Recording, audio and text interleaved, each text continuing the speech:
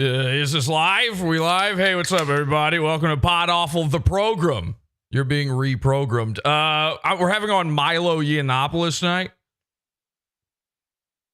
Sorry, I was real thirsty. We're having on Milo Yiannopoulos tonight. And if you missed yesterday's show, we went over the now deleted, completely deleted from YouTube, Milo Alex Stein interview. Alex has hidden this thing. He's running scared. And Milo re-uploaded the entire episode to Twitter today. I guess he noticed as well as I did that that Alex has hidden it. So he re-uploaded the whole thing. If you missed yesterday's episode, just here's a quick refresher of how it went for Alex. 20,000 views last night. I mean, I get more views than that farting on Twitter. Well, our YouTube page has some issues, but our clips are going very viral. Because there was an unfortunate incident, wasn't there, with taking over Elijah Schaffer. I mean, that was a bad of all the people to want to follow in the footsteps of Elijah Schaffer. I mean, good lord. That was the wrong move. Who's ever wanted to inherit anything from Elijah Schaffer except maybe the HPV virus? Okay, so we'll be inheriting the HPV virus tonight when we get Milo on. I got to ask him about Alex Stein. I got to ask him about Elijah Schaffer. Is it Schaffer? I like that he doesn't even give a shit if that's the guy's fucking name. He is now in a fight with Ethan Ralph and a fight with Dick Masterson. You know, today, either today or yesterday or tomorrow, I'm not sure what it is. You know, yesterday we announced on the show that Milo is coming on. And I said either tomorrow or the next day, Milo is also supposed to go on Dick Masterson's show. Well, oops, wouldn't you know it, Dick canceled everything. Now, he tried to make it sound like it was because he didn't want Ethan Ralph around his pregnant wife, which I would believe if anyone said it other than Dick Masterson. Number one, because Dick Masterson obviously doesn't actually want to have kids. He's probably hoping there's some way to miscarry that baby. But number two, because I know that Dick Masterson is running scared from me, Jesse, from PodAWFUL. PodAWFUL 1! PodAWFUL 1! Why wouldn't he be? This is one of the worst fucking combinations that could ever happen in internet history. PodAWFUL, Milo Yiannopoulos, and it's fucking happening tonight. Let's go.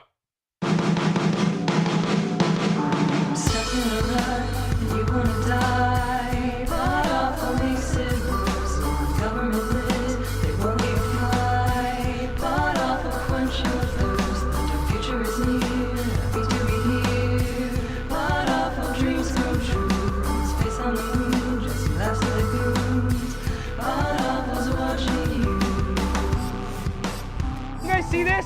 $3.99, YouTube. I know you like this.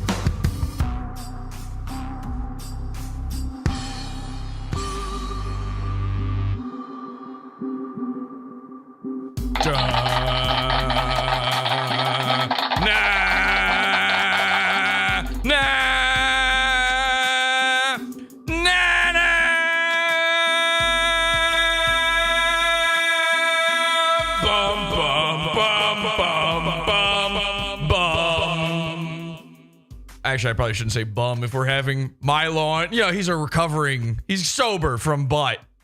So we are having Milo on in just a bit. Welcome, everybody. This is PodAWFUL. I'm your host, Jesse PS. We are live over at PODAWFUL.tv, where we've been live every day this week. We got a live chat room. You can see it right here. Let's see what they're saying. Love this song. The internet is about to get a whole lot more dangerous, they say. Recovering Bussy Holic. Best intro in the game. Thank you, everybody. So here's the deal. Somebody in the chat, I saw this. Somebody was like, well, Dick's house is on fire. You know, we were talking yesterday about the fact that California is on fire. And of course, California is on fire because they are surrounded by water.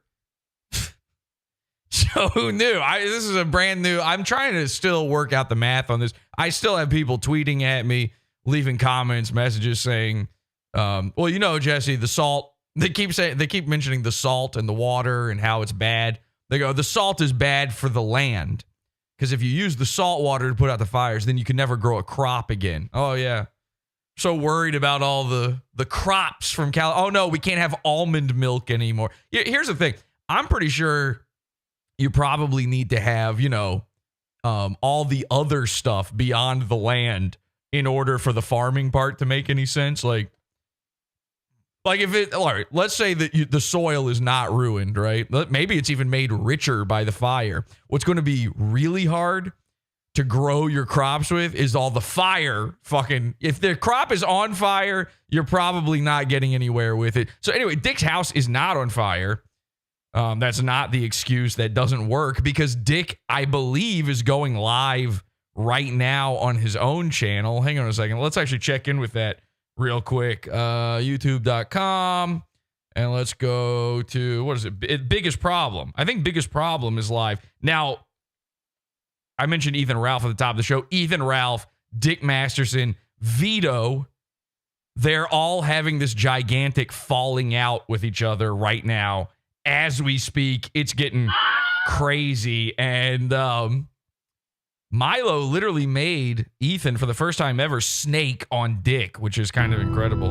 Oh, yeah, see, we're 2 minutes away from the biggest problem in the universe starting. So I guess, I don't know if Ethan was supposed to be on the biggest problem right now. I don't know how Milo was supposed to be involved. I'm not sure what the fucking deal is with any of this stuff. We'll ask Milo about it and figure it all out. But Milo's entire timeline, he's an interesting guy. Every day is a new, horrifying, dramatic problem. And I know, Milo is an ex-gay guy, but you wouldn't know it from looking at the amount of fights he's in every single. It's one of the most over-dramatic, queenie sort of things you've ever seen. Every single day he's getting into a fight with a new guy. You got Alex Stein, which I love. You got Dick Masterson. I love it. You got Ethan Ralph. Holy shit. Ethan Ralph at the absolute lowest, the worst he's ever been. I think it's safe to say. People were asking me after the show yesterday, too, did you really like Ethan? Did you really hate And I've always been very clear about this with Ethan Ralph. Ethan he used to be one of the most entertaining characters, these internet characters, there's ever been. And then he hosted PODAWFUL, and PODAWFUL made it worse. I don't know what happened, but one day, Ethan Ralph no longer knew how to do a fucking show whatsoever. It's the PODAWFUL curse. I don't know what's going on. I just know I'm happy to be here. People are saying H2BH in the chat right now. Jesse and Milo are kind of the perfect duo. Don't start shipping us or anything. I also got to ask Milo about Pariah the doll. He's spending a lot of time with Pariah the doll, who I don't know if we're supposed to now just call, Pariah the doll. It was a trans, right? It was a model. And one of those that was like, kind of past.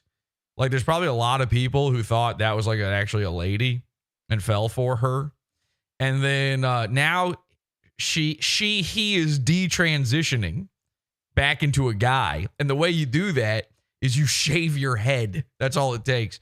And so now I'm not really sure if it count. Like, I think they're living together. I don't know if they're trying to do this ex-gay thing with each other. And I don't know if we're supposed to call them Pariah the doll anymore or just, John or whatever. I don't know what their name is. But it's what a very odd and fascinating bunch all of these people are. So Milo will be on in just a bit. Ethan gave up a long time ago. They said, that's a dude? Someone in the chat room says. Uh-oh. Yeah, a few people were fooled. Another guy that we got to talk about with Milo is Nick Fuentes. I really want to get his opinion on, and let me know in the chat, by the way. We'll take questions from the chat as well. If you got anything you want to ask Milo. By the way, we're live right now. I'm in the Discord, podawful.com/Discord. If you want to call in, join our call-in channel, podawful.com/cult. and you can call in. I do want to ask him about Nick Fuentes and the entire, what are his theories on the gunman? I can't get over this gunman thing. I really didn't want to get this involved in the Nick Fuentes lore, the Nick Fuentes, the politics of it all and everything. I know I'm not helping myself by bringing on Milo. Actually, hang on a second. Let me look this up real quick. What was this thing called? I think it's called this. I got to ask him about this. This is one of the most embarrassing things I've ever seen in my entire life. But I want to ask him about, Nick Fuentes was in a group chat with the trans person Pariah the doll and also a bunch of other trans people. I got to get the inside scoop on all this stuff. We got to find out what was going on there. And then I really, really got to find out. I really got to find out about this right here. I would imagine for Milo, he's had some embarrassing moments, and most of it, I'm sure, he's the type of guy where he's so used to it. He's such a troll that all this stuff kind of rolls off his back. It's no big deal to him. I kind of wonder what are moments that he finds embarrassing. Is it kissing Gavin McInnes on the mouth? Is the most embarrassing thing in his career, everybody dumping him and, accusing him of being a pedophile and all this stuff. I mean, that would have to be pretty shocking. But I would imagine that probably the most embarrassing thing of his career is this right here. This is the worst fucking thing I've ever seen in my life. Now, all right, I got to be honest with you. I'm not a gamer. I don't know nothing about Gamergate. It's the two things I hate the most, gaming and politics. But this right here is called Mount Gamergate. And it's like a meme or like a political cartoon. And it's got this little girl sitting there and she goes, "Who are these guys, Dad?" And there's this big carving in the background on a mountain. And the dad says, "That's Sargon." I'm sorry. Oh my God. Literally just saying Sargon is so wild. What year is it? 2025. This image was made 9 years ago. Ooh. Only 90s kids remember. Where are they now? Oh my God, Lenny. That's Sargon, Milo, and Adam. I don't know who Adam is. He's like I don't either. One of the biggest heads on Mount Gamergate. No clue. The internet aristocrat. And AKA Medicare. Yeah, that's Mr. Medicare, right? And Ralph, honey. And then I was looking at this and I'm like, is the dead skull man Ethan Ralph? Did he used to be known as one of the Earth's skullmen? And apparently I literally had to Google this. I had to look it up. I'm such a dweeb. But yes, this is like his old look. People used to not know what Ethan Ralph looked like, I guess. He was like a hidden internet cartoon man. And so imagine if they knew. Imagine if they had he would never have made it on the mountain if they had any idea. And they'd be updating. They'd be chiseling the mountain every year, adding new folds and tits onto him. How do you even give a mountain a black eye? Imagine that year. Holy shit.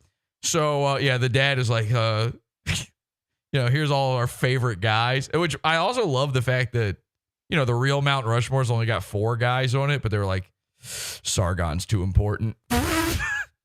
we gotta get Sargon on there. How funny too is it like that 3 of the guys out of the 5 are cartoon avatars? Anyway, this has got to be Milo's most embarrassing moment ever because look at this fucking depiction of him. And then the guy says, 5 great men who helped save Western civilization. Guys, we did it. Beautiful paper. Beautiful. The day is finally safe thanks to Ethan Ralph and friends. And it is because now we can play Call of Duty and, be a terrorist, and the games where a lady's butt isn't fully visible, they don't make any money. So Western civilization is saved. Anyway, come on over, all of India. Help us save Western civilization. One Indian at a time. I stare at this image. The first time I ever saw this, because again, I'm not in on any of this. Have you ever seen this before, Lenny? Yes. Scott, you seen this before? I haven't seen it before, but I have perused the Gamergate subreddits and stuff like that, so I've seen similar sort of stuff. I saw this for the first time like 2 years ago. And for me, this is like JFK being shot or 9/11. I remember where I was that day when it finally dawned on me that this is like a real thing. That, like, I'd heard, Gamergate and blah, blah, blah. I probably even talked about Gamergate on the show a little, but I didn't know anything about it. I didn't know who any of these guys were except maybe Sargon. Oh, and Milo. I would have known who Milo was. We're already on the second Gamergate. We're probably rearing up for 3 right now. Yeah, I should get into gaming just for that. So I can get added to the Mount Rushmore. I can be one of Ethan Ralph's tits at the bottom, just hanging there like a Kawatu on his fucking chest. But anyway, I stared at this, dying laughing, and every once in a while, I just come back and revisit this image. And as with each passing year, this becomes funnier and funnier and funnier. And who is that Adam guy? I have no fucking clue. Does the chat know? Chat, who is Adam? Chat. Hey, chat. Who is Adam? Does anybody know? Would we know who that is, even if you said it? Might not mean anything. There's a little bit of a delay. We'll see. Adam Baldwin? Is that right? This is wild. Someone said, isn't it? This is like one of the most fucked up things ever. And Milo, because he kind of fell off for a while, he got fucking pushed out of everything, and then he just about falling off. Adam fell off, man. Well, nobody fell off fucking hard. We really got to remove him from the fucking mountain at this point.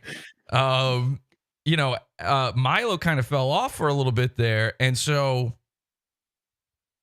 there was a time where you would look at this and go like, and Sargon too.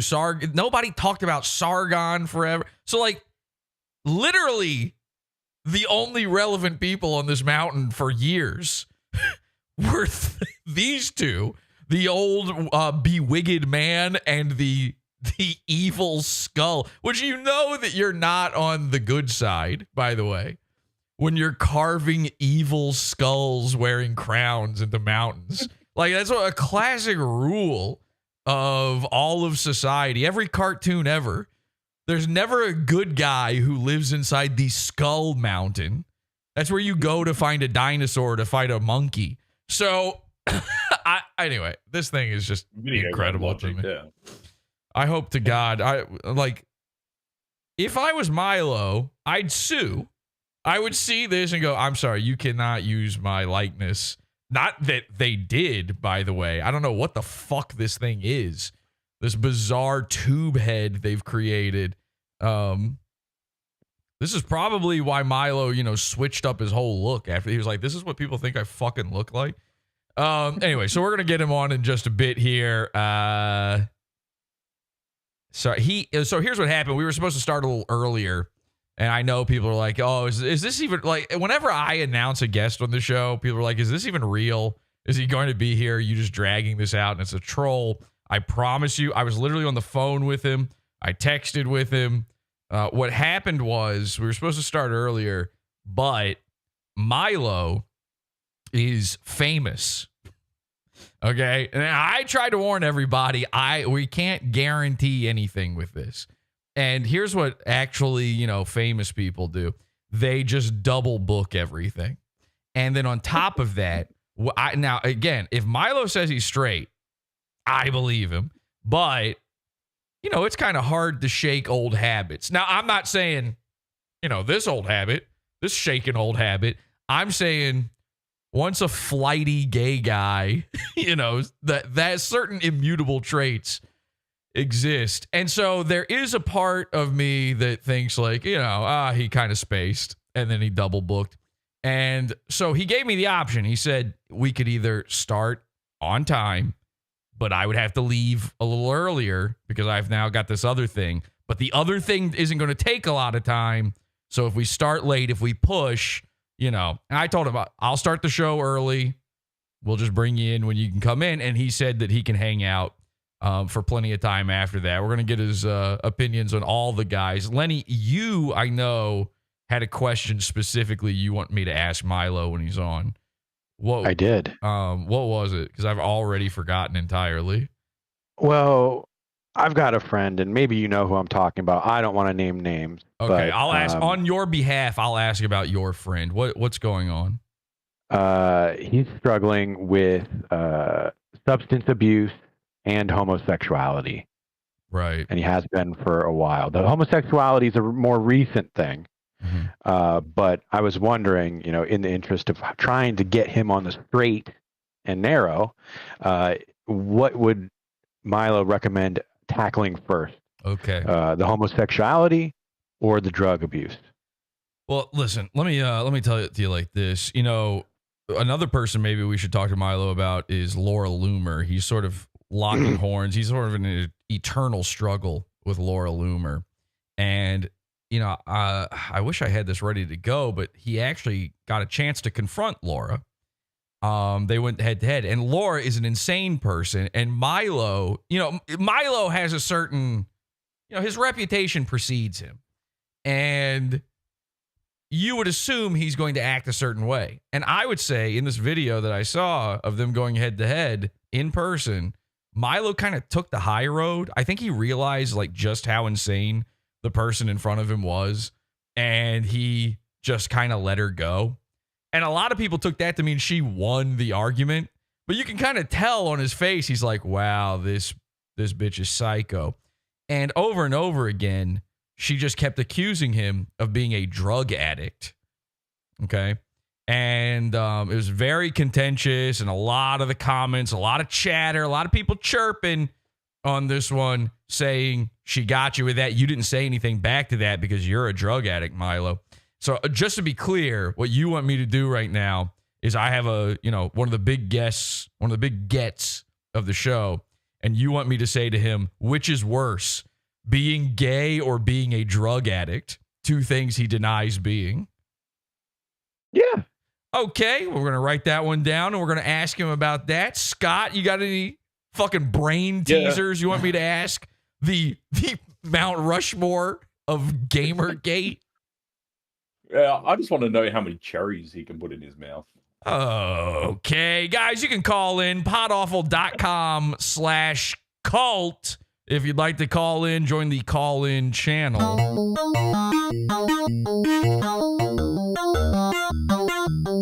Is this a cult if I ever heard one? Yes, it is. It's a cult. I mean, it's the cult of cult.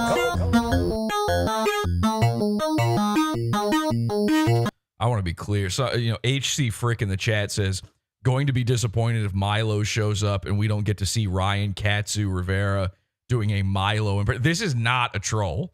Milo is actually scheduled. I have his phone number now. All right. He's actually scheduled to come on. He is coming on. We're just chilling out, waiting for him. Think of this as like that the moment on the kill. When Ethan Ralph, you ever watch a kill stream and he's like, I got the biggest guest in the world is coming on, and it's just Richard Spencer for the 5 millionth time. He's gonna just lisp while telling you about his favorite kind of hamburger. And so you go, okay, well, I'll look at Richard Spencer on your show, Ralph. That's something. At least that's something. And then you tune in, and then for the first 3 hours of the kill stream, there's no Richard Spencer, and Ethan is just sitting there watching the news while wearing sunglasses. But you're pretty sure you can't see through the sunglasses, but you're pretty sure he is in fact actually not watching the news and is in reality asleep. You know that? We're in that right now. Okay? We're just at the whims of Milo. I figured I'd just start, on time instead of waiting around. I didn't want to keep everybody waiting around going, well, when's the show going to start? So Oh God, this is bad though. I think everybody just assumed I was lying just then and that he's not showing up because like 100 people just tuned out. Fuck. Okay. Yeah, how many people think this is going to be AI? It's so You put it in fucked their up. head then. I know. Well, because they're already saying it in chat though. It's so fucked up. The AI The thing, boy all that this. cried wolf. It's impossible to get people to understand like what's real and what's not now.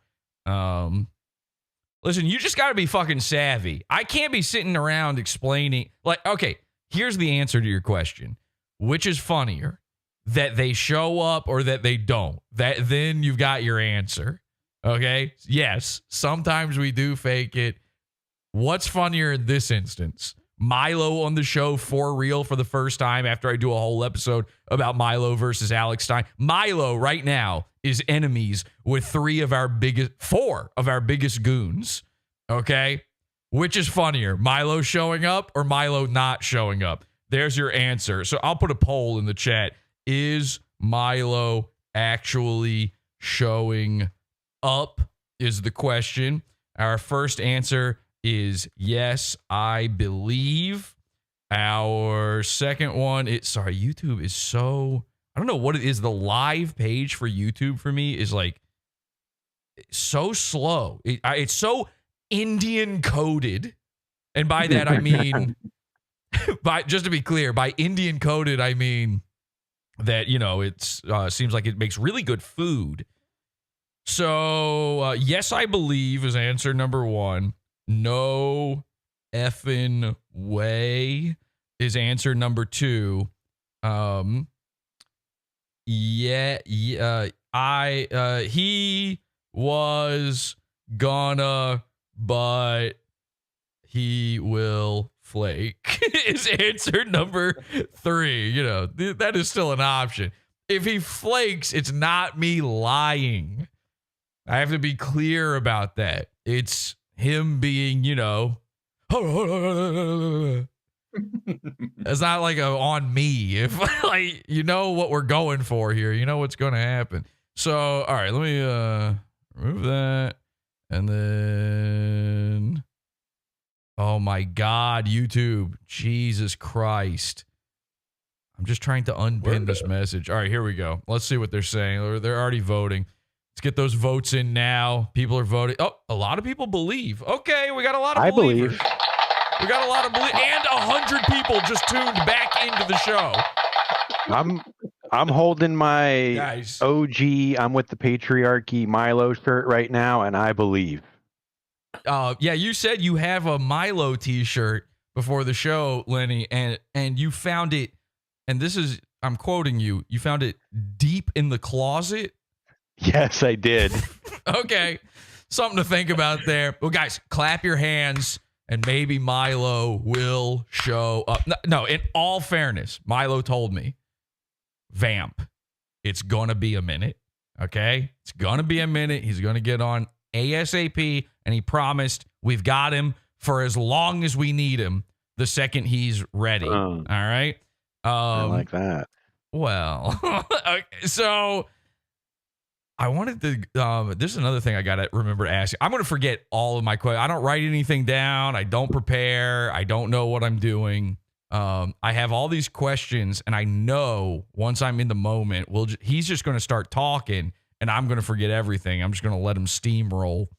My wife asked me today, well, what happens if you have Milo on the show and he starts making fun of you like he did to Alex Stein? And I went, that's awesome. I'll just let him. that's like a badge of honor. That's like incredible. And also, like, it's not exactly hard to hit back on Milo. I think he can take. Oh, he's messaging me. I got to ask him about his logo. Do you remember his old logo here?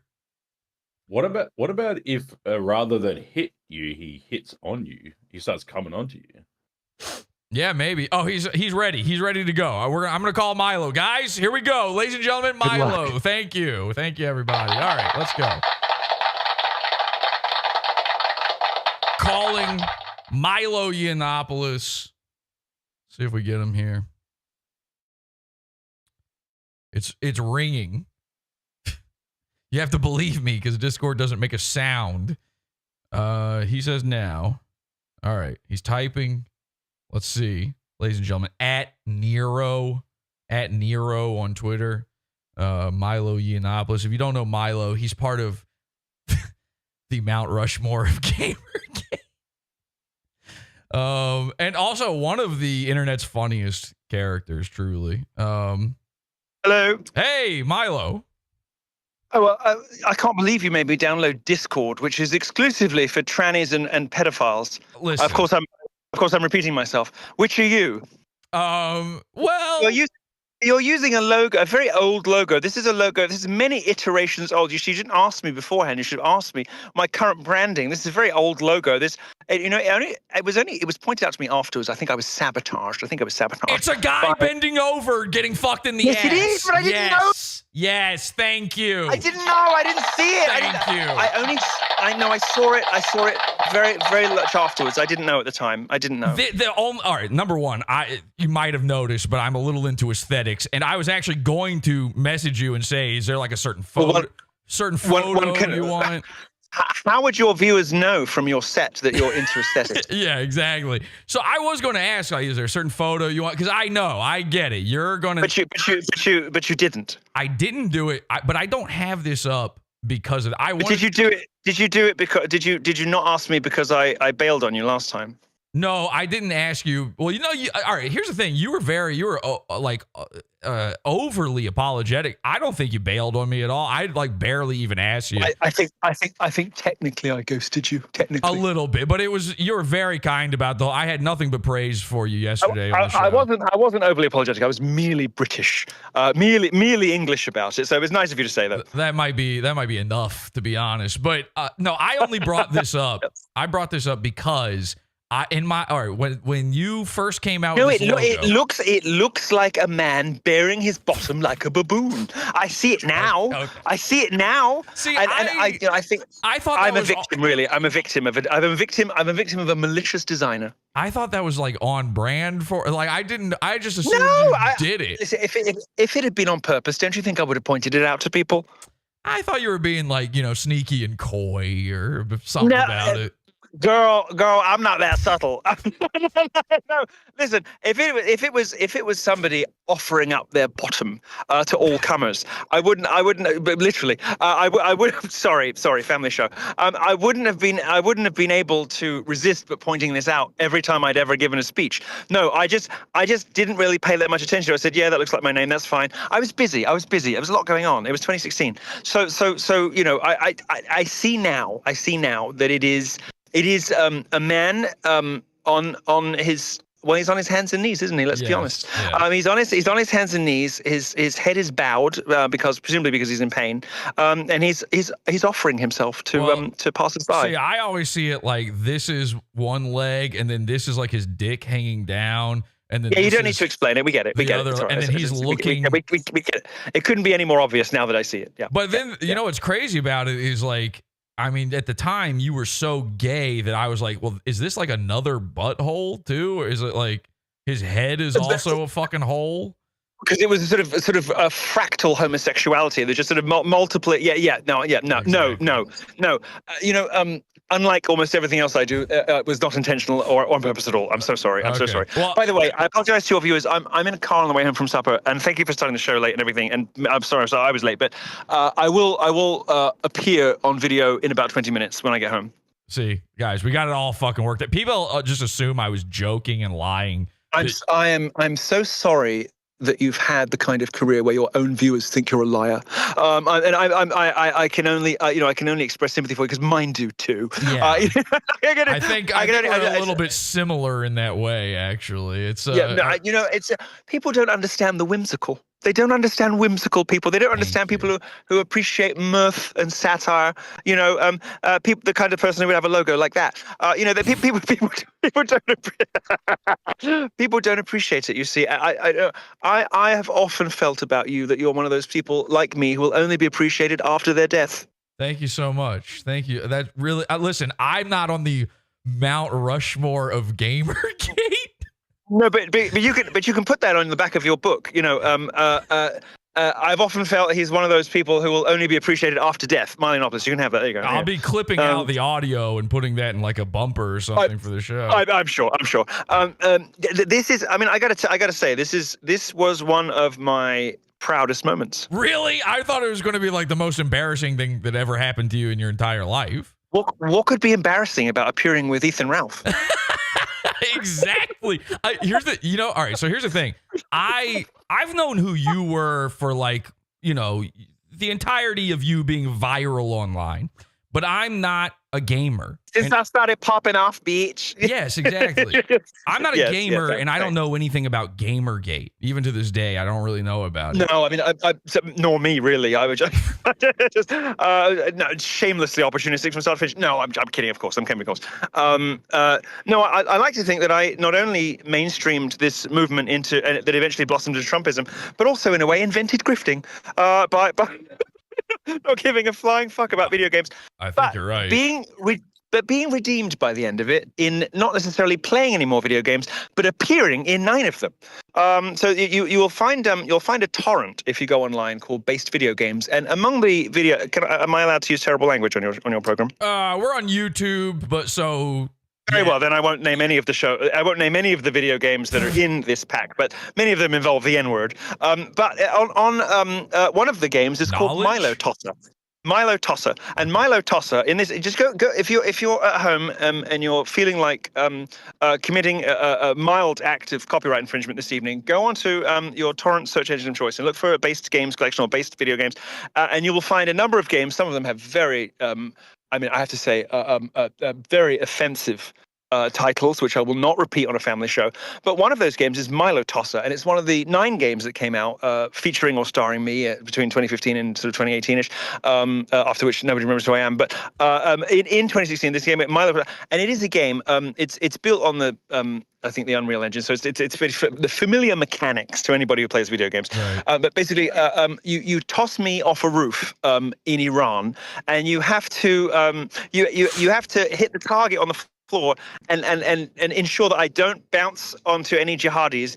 And the person who has made, and you obviously get bonus points for getting me in the middle of the target. And the person who's made this game clipped so many things I don't even remember saying, but they're obviously me. Just like hilarious phrases when you win or don't win the game. It's wonderful. It's brilliant. I mean, I should really just have told you to go and buy it, I suppose, now that I think about it. But I'm just telling you how I found it in this torrent. But I'm sure it's on Steam. But so I didn't finish it. I wouldn't say any more of a gamer, except for one thing I will tell you in a minute, which nobody will believe, and nobody ever does believe about me. But I did finish it in 9 video games, so I feel I earned my credentials. I mean, people play video games for 40 years for a little guest appearance. I'm in the expansion pack for Postal 2, Paradise Lost, where I play a coat check in the gay nightclub. But there's a special Milo mode. If you put a code in, every NPC in the game turns into me, and I recorded all the vocals for this video game, so it's like, don't kill me, darling, and you can just sort of it was very popular among feminists because you can take a chainsaw to every character in the game, and they're all me, and you're just sort of screaming in death and all that. That's very exciting. Is the code you put in up, down, up, down, up, down, up, down, up, down, up, down, for no reason? Same thing you put in Photoshop to come up with that logo. Yeah, no, so it was very good. It's very good. So there's only one exception to that, which is that subsequent to Gamergate, in the years that have passed since, I have racked up 10,000 hours in Counter-Strike, which puts me in like up. I mean, you don't play video games because you're not shocked and awed and excited and impressed by that. But 10,000 hours is fucking long. Sorry. I mean, 10,000. Excuse my language. 10,000 hours is a long time. I don't have to play video games to know that, Milo. Well, all right, okay, but so 10,000 hours.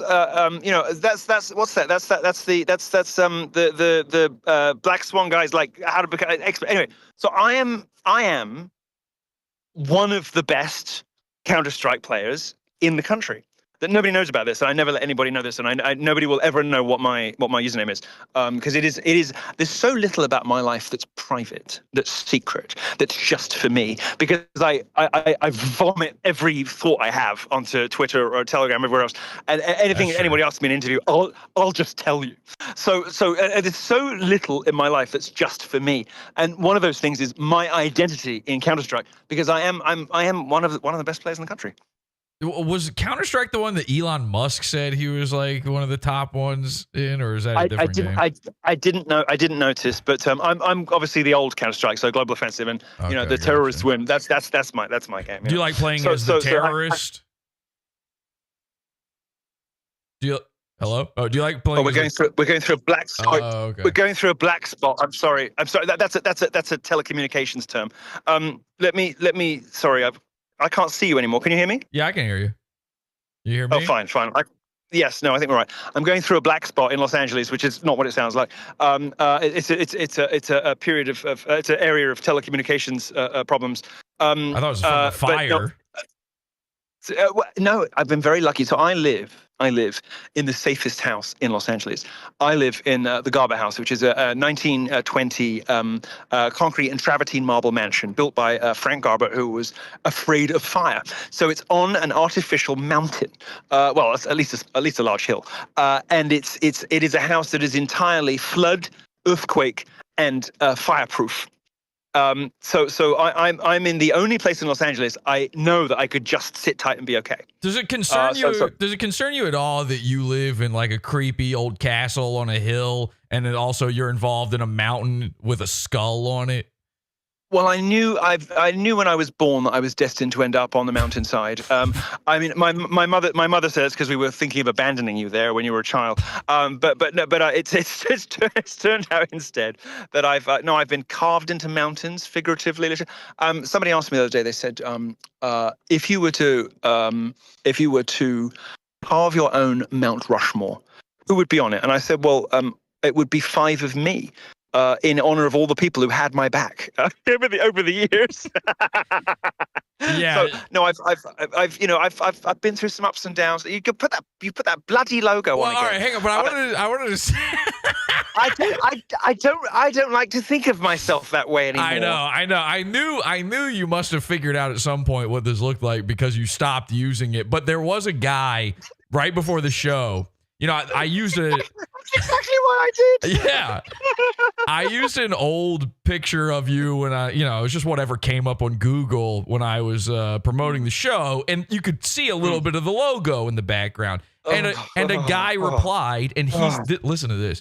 He said that Milo logo was so freaking cool. You should remake vintage Milo merch. And I replied to him, and I said, I always thought it kind of looked like a dude bent over ready to take it up the butt looking back at you. So I'm not sure if that's really the desirable brand right now.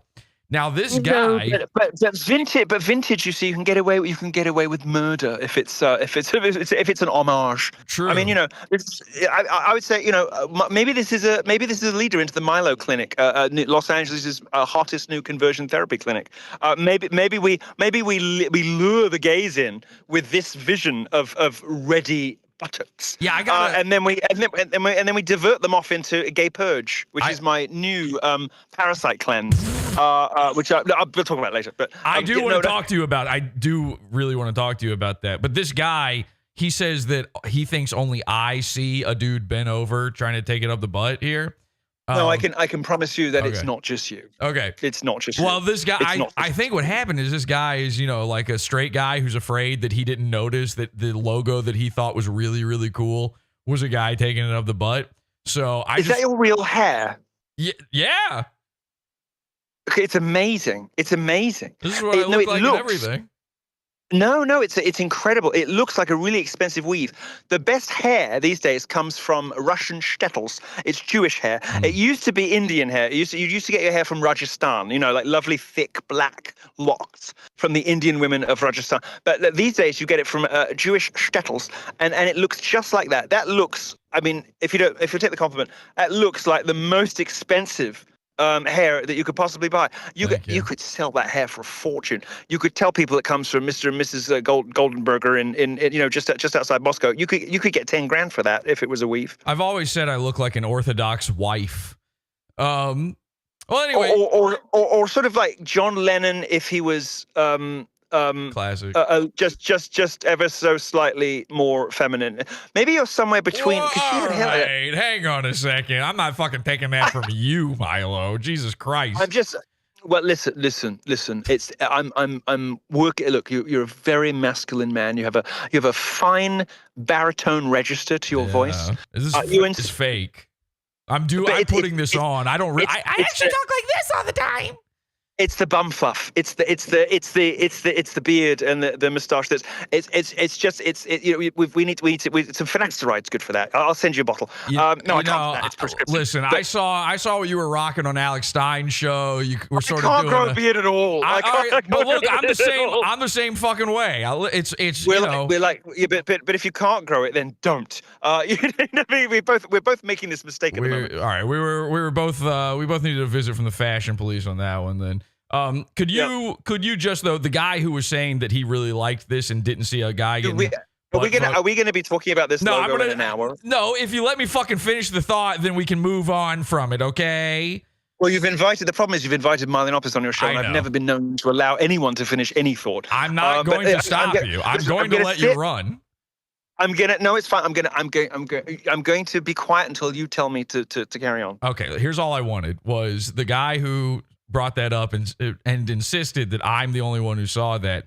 I was just hoping that maybe you could let him know. His name is @Morbin. I was thinking maybe you could say, "Hey." Oh, I know. No, I know exactly who that is. Oh, could you just call him? Could you call him gay? I have in the past, actually. There's a reason, Mr. Morbin. I know who you are. There's a reason why you saw that so quickly, and it took us a while to notice. It took me. It took 2 years, and I was pretty gay. It took me 2 years to notice. In fact, I didn't notice. Someone pointed it out to me. And I realized much later. You, on the other hand, sir, Mr. Morbius, whatever it is, you saw it immediately, didn't you? You knew right away. And that speaks, I think it speaks to what is on your mind. I think it is telling about the things that are bouncing around in that degenerate cranium of yours. So I'm not going to call you gay, but you obviously have a lot of fruity thoughts. Because I think it takes a particular kind of disposition to see that logo and immediately think he's getting it up the rear. So speaking, and I did also immediately think that. So I actually take back. Okay, well, maybe you too are thinking about somebody getting it up the rear. I'm but an artist. It could not be you. So. You're an artist. You're allowed to think outside the box, and indeed, that kind of sex does exist entirely outside the box. In fact, you don't need a box in the room. That's it. Sorry, that's a British euphemism for vagina. Yes. Thank you. Maybe you, as an artist, of course, are drawn to the discordant, the disruptive, and the mischievous, and so in your case, it's acceptable. It's all right. I'm not gay. So. Point is, I'm not gay, but more. It's funny you've got your set bathed in purple and pink. I know. Indeed. Not just your set. You have bathed yourself in pink and purple. You are bedecked, if you don't mind me saying, bedecked in the. Oh my goodness! It's a veritable smorgasbord of homosexual tones, the hues, the colors. I mean, it's very, if you don't, in the parlance of 2024, it's very fat coded, honey. It's serving, honey. It is giving. It is. Sorry, I'm done. I promise I'm done.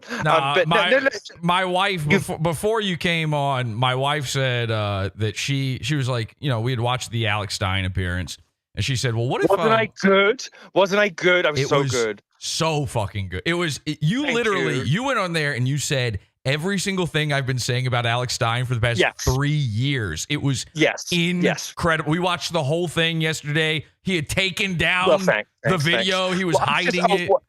Your viewers will note with pleasure that I have just reposted the entire episode, which includes the one thing they cut, which was me saying the N-word, and then the various other things they cut. I had my pass on me. Kanye West gave me a lifetime hard R pass. You're allowed to say and I had it on. I had it on me, what higher authority could there be? I had it on me, and I was censored. I was censored. My speech was censored. Anyway, then they started when Alex started realizing how badly that show had gone for him. His editors started chopping at it. So the version on YouTube kept getting shorter and shorter and shorter. So your viewers will be happy to know that I've just posted in anticipation of this show, because although I was an hour and 45 minutes late. I'm still working on some of the gay hangovers. Although it was an hour and 45 minutes late, I did, in anticipation of this show, out of respect and love for you, post the entire Alex Stein episode on my Twitter. I'm sure the flatulent lesbian Alex Stein will DMCA it in no time. So if you do want to go see it, now's the time, ladies and gentlemen. You can go and find it on my Twitter. Yeah, uninterrupted. The whole thing uninterrupted. To myself, I do want to apologize. You'll see on that episode an example or an instance of me saying to him, Alex, you were the future once. I thought, and Right. if you're wondering to yourself, why are you paying Alex Stein so many compliments? I just want to reassure your viewers, I was making fun of him. I had to set it up that way, But I'm very happy. I'm very happy. Thanks.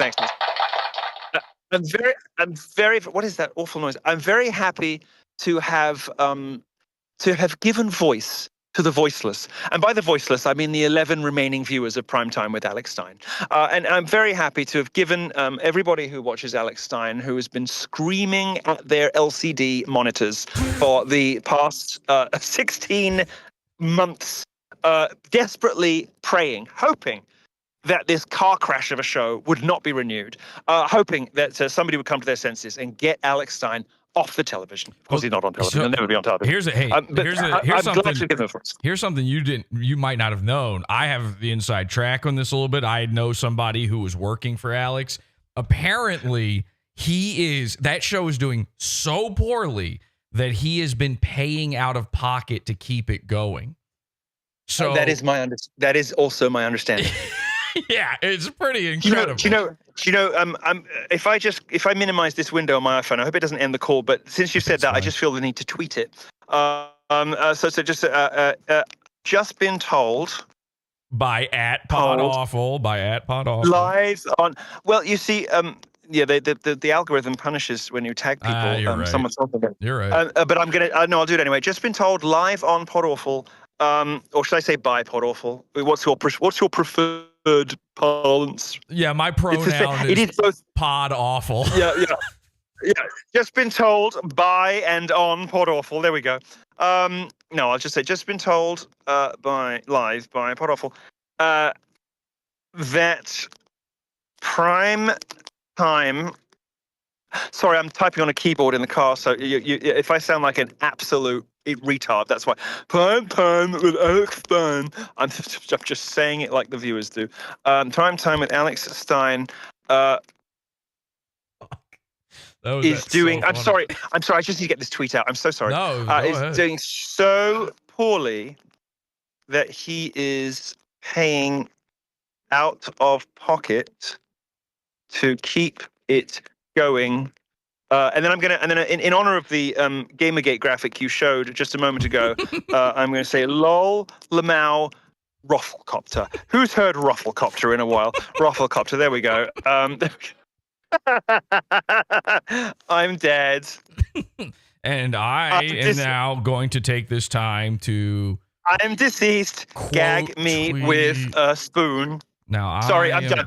I've sent it. I'm done. I've said it. I'm sorry. I'm done. I'm back in the room. I'm also now tweeting, and I am quote tweeting your tweet, and I am saying live right now with Milo, and then there we go. Okay, so I died watching that episode. It was so fucking funny. It was so good. I was so happy that you brought up that he stole the Eliza Schaffer channel and how fucking sad that is. No one's ever said it, and I said it to him on his show.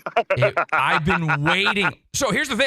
You don't know this, but I was the first guy to know. I revealed that. Like, I was the one who was telling people. Were you? Oh, yeah. Well, thank you for your great service and your great credit. And I know that you know this already, but allow me the pleasure of telling your viewers, it absolutely screwed Alex ever since. Yes. Because that, and it's just an example of how good things happen to good people, bad things happen to bad people. The ultimate general overall trajectory of the universe is until it bends toward the arc of justice. It does. If you do good things, you will be okay. Because stealing that channel has screwed him so badly.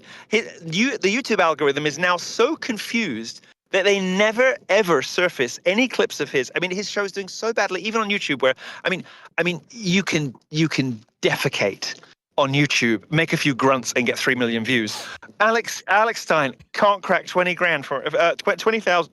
Can't crack 25,000 views for a whole episode of the show. Of course, mine was cruising towards 250,000 before I yanked it. But you can't. You can't do stuff like that without consequence. And the algorithm, because of course Elijah Schaffer, the boob grazer, has moved. I don't mind Elijah. Has moved on to. I hate. No, let's talk shit about Elijah too. Let's talk shit about Elijah. Okay, fantastic. He fucking stinks. Thank God. Thank God, he's awful. And by the way, is there a bigger closet case than Elijah? I mean, YouTube's the YouTube. Uh-oh. No, Elijah's. Oh God, Elijah. Ooh. Anyway, look, I can't. I'm about to go into business with somebody who's in business with him, so I got to be a little bit careful. But not a fan. So look, Alex Stein, however, let's keep our eyes on the prize. Stole his YouTube channel, which is just such a typical Blaze thing to do, isn't it? Just sort of scummy, low rent, nasty. I mean, if it were any worse, it would be the Daily Wire, and that's as bad as it gets. So you know, it's just marvelous. Anyway, point being, stole this YouTube channel. YouTube now doesn't know which one is. Well, it does know which one the real Elijah Schaffer is, and it now doesn't really understand what that old channel is doing or is for. Right. It just never surfaces it in the algorithm. Sweet justice. I will tell you this. I'll tell you something serious. Okay. Okay. Alex Stein, I thought was merely a harmless, if somewhat embarrassing buffoon, and he is a somewhat embarrassing buffoon. In fact, he's a very embarrassing buffoon. But something worse than that. Since I went on that show, I mean, my God, it's ignoramus. It's just levels of imbecility in that man. He's such a slimy son of a you know what as well. After the show, he's like, "Oh, what are you doing tonight?" And I'm like, "Well, I made plans because I knew you wouldn't invite me for dinner." And he said, "Oh, well, yeah, I'm busy tonight." I said, "So why did you ask me what I was doing? You're just You're just a scumbag. Like why even ask me?" And his girlfriend, one thing you don't know, his girlfriend was in the audience for that show, shaking her head, and just her head got lower and lower and lower, and she just by the end, her head was in her hands. And I don't know if they've ever had sex since. They may not have had sex for a long time already, but no, he was so sleazy and scummy, and exactly how I knew he would be. I knew it would be. That I've had so many people who have said to me, what a fuck. Excuse me, I'm sorry for language. I'm so sorry. What an outfit. What an outfit. People told me afterwards, they said, I looked like a Texan vampire hunter. Isn't that great? Yeah, Isn't that great? And I do. It's great. But no, look, I've had so many people, sorry, I was just going to get this point out. I've had so many people who've said to me afterwards, I'm so glad you did that. Not just because it was great content, and not just because hopefully it will hasten the end of both his show and his career, but because he did X to me. And each time somebody tells me a story, it's slightly different, but it involves the same kind of personality quirk of Alex's. And these personality quirks are snaking from cowardice. And what I mean by that is he's that guy who can't bring himself to tell you that the boss has banned X, so he just ghosts you instead. He's that guy who's too proud to say that the Blaze has laid down this rule. So he just chats shit about you instead. I'm so sorry. Who just chats nonsense about you. No, you can say shit. You can say shit and retard and. I just can't say that the vaccines. I'm joking. But no, look. he can't bring himself to admit that he sold his soul to, I mean, I don't even want to credit Glenn Beck by calling him the devil. Lucifer was at least the choir master in heaven. I mean, if you've heard Glenn Beck, but no, I've heard so many stories from so many people who've explained the disgusting behavior of Alex Stein. And if it's somebody else, if it's Sarah Gonzalez or if it's James Poulos or whatever, understand the deal they've done. They understand the situation they're in. And those are both, to my understanding, and so far as I have experienced, I can't talk about how they treat other people. It really is a great picture of me. I can't say about how, for others, but they have both said, you know how the Blaze is. If you hope you understand such and such and such and such. I'm like, you know what? Fair enough. Fair enough. They level with you. They explain the situation. They say what you can. Alex Stein is so proud, and pride makes you stupid, and pride makes you hateful, And Alex Stein is so proud that he can't bring himself to admit that he's not the king of the universe and he can do whatever he wants. And this over time has eroded his self-confidence. It's eroded his performance abilities. It's eroded his comedy to the point where he's no longer really funny at all, if he ever was. And on his show, what I sought to do, and I think demonstrated really, really well. No, I don't think it was ever funny either. What I sought to do and demonstrated really well, I hope, was that you might have BDE in a room full of suits, but you don't when real talent is opposite you. And in dominating him as completely as I did on his own show, he was screaming and shaking his papers and saying, I want to get on the show. And I just said, how can we get on the show when we haven't finished the introductions? I was trying to host cucked him. You completely host cucked him. And yeah, I thank you for knowing the word. And I did. And, I do that to friends too. I do it to Tim Paul every time I'm on, but I do it with affection. I do it with affection. I've sort of done it a little bit this evening. But I like to defer to you out of respect because I think you're a good guy. So I at least let you ask questions, once every 20 minutes. But the thing about Alex, I wanted to demonstrate what it's like to be in the room with actual talent. Because obviously he doesn't know. He stays away from. He doesn't invite anybody who's actually good on his show. He doesn't invite anybody with brains or talent or intelligence on his show because he knows his limitations and he needs. Sorry, you're going to hear some car doors. Sorry for the noise. You're fine. He needs to be the loud, brash mess. Without which he doesn't have anything. And so I thought, well, you know what? I'll be a loud, brash mess, but I'll also be one who's telling you a couple of home truths that nobody else can, and nobody else has. And I'll demonstrate that not only can I do you much better than you, but I can also tell you what you need to hear that nobody has told you. And really demonstrate, illustrate, expose just what an enormous opportunity you have squandered in your pride, your stupidity, your cruelty, and your cowardice. Exactly. And so that was my target going onto the show, to be perfectly frank with you.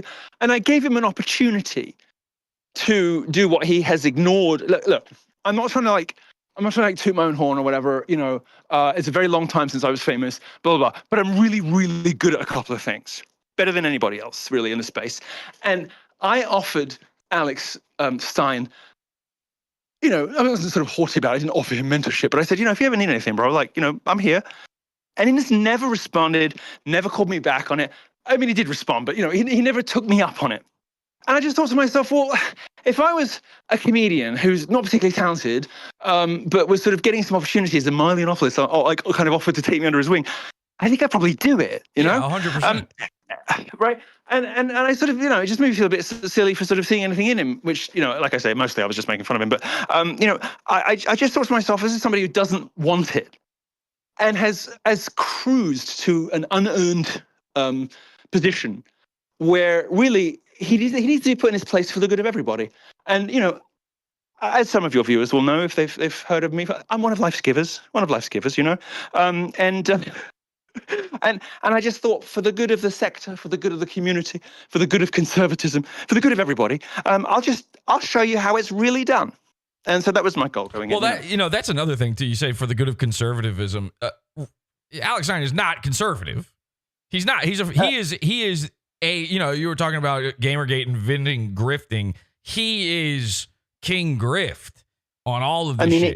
It upsets me to hear you say that this serial cheater loudmouthed liar and coward isn't a model conservative Christian. It shocks me.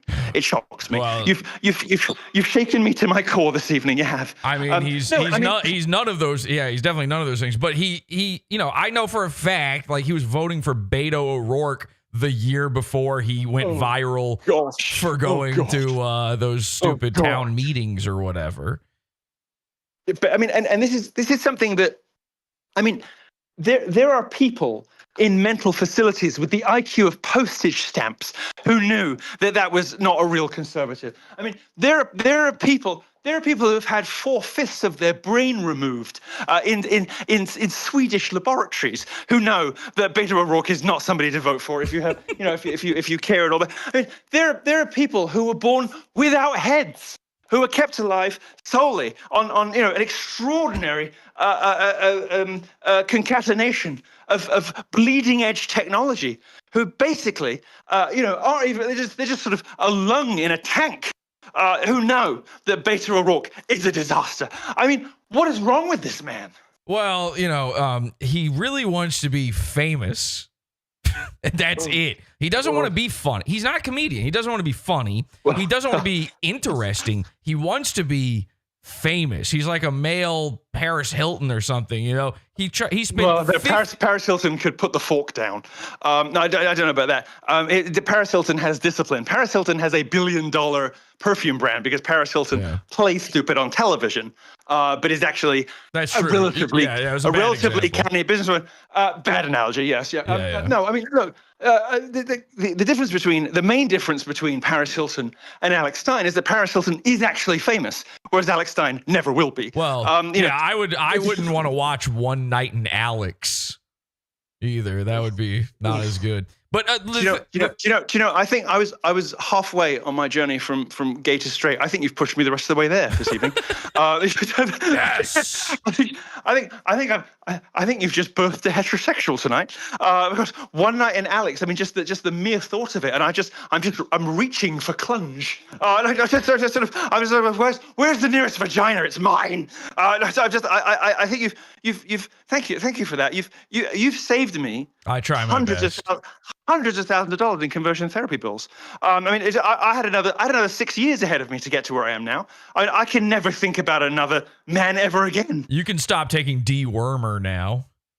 Well, no, because there's always the risk it might come back. Yeah. So I've been thinking. Actually, speaking of dewormer, I don't know if I tell you this yet. I will soon be releasing my own brand of it's called Gay Purge. And it is ex-gay in 7 days, or depending on which version of the product you buy, the slogan might be "man-free by Monday." And it is a parasite cleanse. Yeah, I wanted to ask you about this. So I said a couple of years ago on the show, like I kind of believe, there's this conspiracy thing where people are saying that maybe being gay is caused by worms or parasites. And people were taking ivermectin to try to stop being gay. And one guy said it was working. And I saw you tweeted saying that was one of the things you had tried. It was. As a scientist, obviously, I have to be careful about the claims that I make. But I would say it's part of a battery. I wouldn't like to lay sole credit at the feet of horse paste for getting me off the penises, but it was one of a variety of strategies that I employed, which collectively have done the job. Yeah, see, here's the thing: is I knew it couldn't be solely that, because I remember Joe Rogan also took ivermectin, and he's still a fag. So there must be a secret ingredient or something. I don't know if people say, oh, everyone says that about Joe Rogan who hasn't been invited. Well, I've been invited. I've done it twice, and I still think it. No, so look, I am uniquely positioned to talk about Joe Rogan's homosexuality. So let me rephrase that. Talk about uniquely positioned. Should I bring up the logo again? I told you we'd be talking about the logo in an hour. Yeah. Yes, positioned. No. Look, as some of your viewers know, for those who don't, I never get tired of telling this story. So Joe Rogan took 200 million or whatever it was from Spotify, under one condition. Do you remember what the condition was? No. That the episodes with me and Gavin McGuinness were scrubbed from history. And like they never, and Alex Jones, like they right? never existed. Alex Jones also, yes. Yeah. And one or two others too. There were one or two of the boring boxing people that because they'd said something outrageous about blacks or something. But it was aimed at me, Gavin, and Alex. And quietly memory hold. And Joe Rogan has the audacity to snigger along with that odious libertarian coward Dave Smith. What we do? What was that? I was just making sure that the S came through clearly on that snigger. Oh, sniggering. Yes, sniggering. Yes. Yeah. No. Sorry. Just joking. I meant chortling, chuntering, laughing, giggling. Chuntering? I don't know about that one either. We got to be careful here, Milo. Some of these words. Chuntering is British for like, well, that's a chunter. Honestly, that's a chunter. Just it being British makes it pretty bad. You got to kind of drop that one. Just for that. Okay, fine. But we're worried about we're worried about YouTube, and I think you can be as gay as you like on YouTube. So look. He's giggling along with Dave Smith, who's got the same sort of levels of cowardice that Alex Stein does. So it's a similarly courageous hero and leader of men. About the fact that I was cancelled, and where is he now? And Joe Rogan says, I think there's a little bit of a drug problem there too. I'm like, excuse me? Would somebody like to open your medicine cabinet if your workout supplements, bro? He's a dwarf, the shape of a cube. That doesn't just happen. You can't eat egg whites and become the shape of Joe Rogan. Just give me a break. I like to say that he looks like a sentient pile of deli meat. I like that. Yeah, I can see that you've thought long and hard about this. Yeah. But he's laughing along with him about this, not disclosing the fact that he's one of the primary architects of what happened to us in 2017. Because when the message went out that Gavin and Alex and I were too hot even for Joe Rogan, that was it for us, and that was exactly the time when Facebook pulled our pages too. And so he is absolutely in the top 5 people most responsible for all that stuff happening in 2016, 17, and has the audacity to giggle along about it and suggest that we have problems that made it happen rather than you took $200 million in exchange for screwing your friends. Well, in fairness to Joe, when he's giggling, he's imagining himself humping a stool, so it's not really connected to anything else going on. In British, a stool means a poop. I said what I said. Okay. The one of the most illustrious and treasured positions in the British court for hundreds of years was the groom of the stool, which was the person whose responsibility it was to check whether the monarch's droppings were of an appropriate smell, consistency, and color. Because, of course, if the king was sick and didn't want to tell anybody, that would require immediate remedy. And you can tell with people, as with animals, what comes out the other end can tell you basically if they're pretty much all right. So there's a groom of the stool. So he's one of the primary architects of this.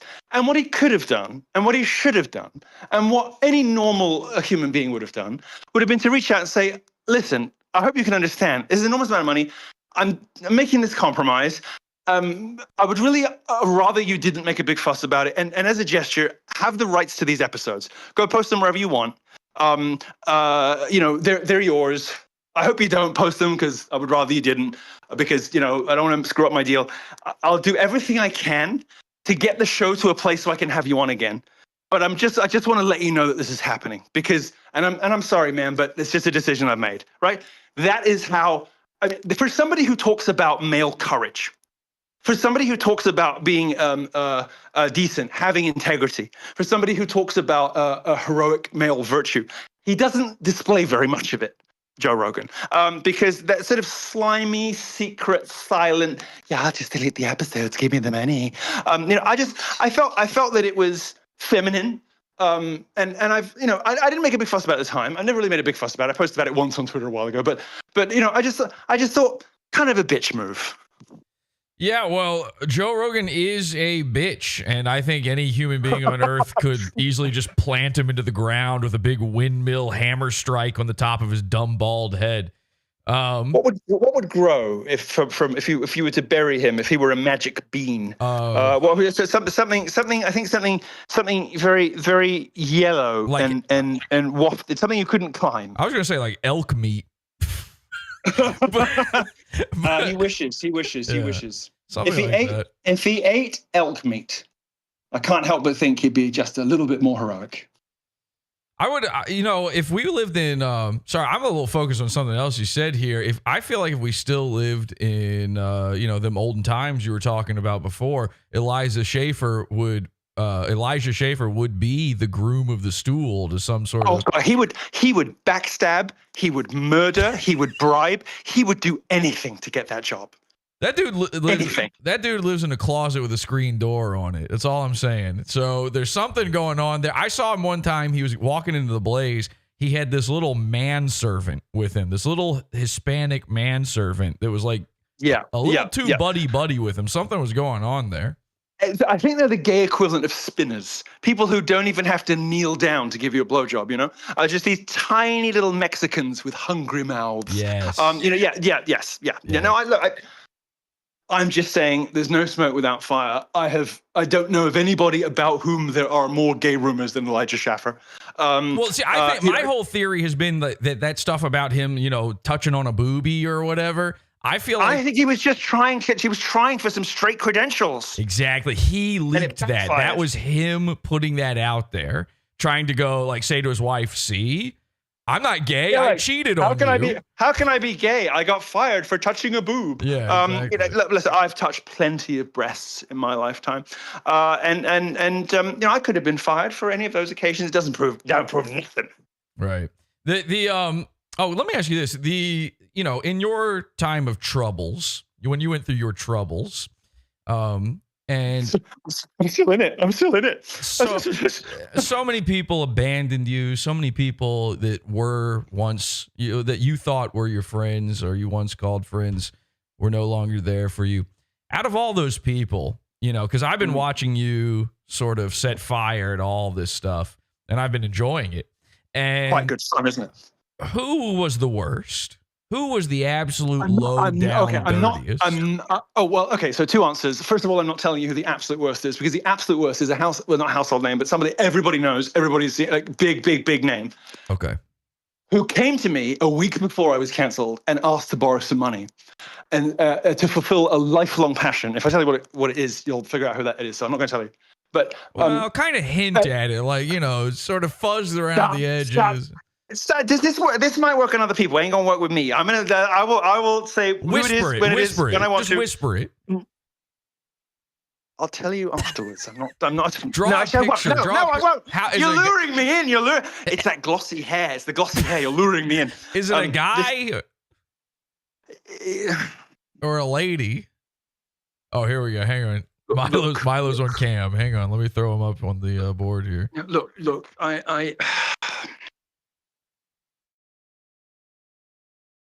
I'm not telling you. I'm not telling you. Come on. But I will say this. This person borrowed from me 6 figures, a large sum of money, all the cash I could lay my hands on at the time. Mm-hmm. And then 6 days later, it all went down. And that's a nice look at that. Look at the lovely glossy hair from this view. You could. All right. No. Cut back. I'm taking myself off a screen here in a second. Whoever's producing this show, I command you to cut back. Cut back to the rear view. There we go. Look, you could be Brett Cooper. You could be Brett Cooper with that. You could. This could be her new set. You could be Brett Cooper with that hair. What a lovely setup you've got. It's like a lovely. You take kids to the ballpark. It's like a lovely gay version of that, isn't it? Okay, well, it doesn't have to be gay just because. Look, lights aren't gay. It's gay because it's purple and pink. And look, I noticed that there's a sort of And you know when when you're a fucking hammer, every problem's a nail, Milo. I mean, Jesus Christ. The gay decor is given away by one characteristic, which is there's always a tell, and it's that desperate small feature attempting to reclaim or restate masculinity. And for you, it's the horns on the wall behind you. There's a little. I noticed there was a little like go to your wide camera.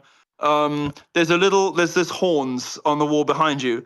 Yeah. Look. There's a little antelope. It's a deer. It's our dear God. It's dear God. Dear God, it's the only heterosexual thing on the set, and it's that little thing that just says, "See, I am a man," and it's surrounded by pink, purple, and that hair. But no, look, it's the only heterosexual. Look, I'm just saying. Hey, listen, I'm not taking this from a guy wearing a shirt that says "ex-gay" while also wearing sunglasses that have pearls attached to them. Okay, you know, like. I do that, don't I? Yeah, no, I do. It's not happening.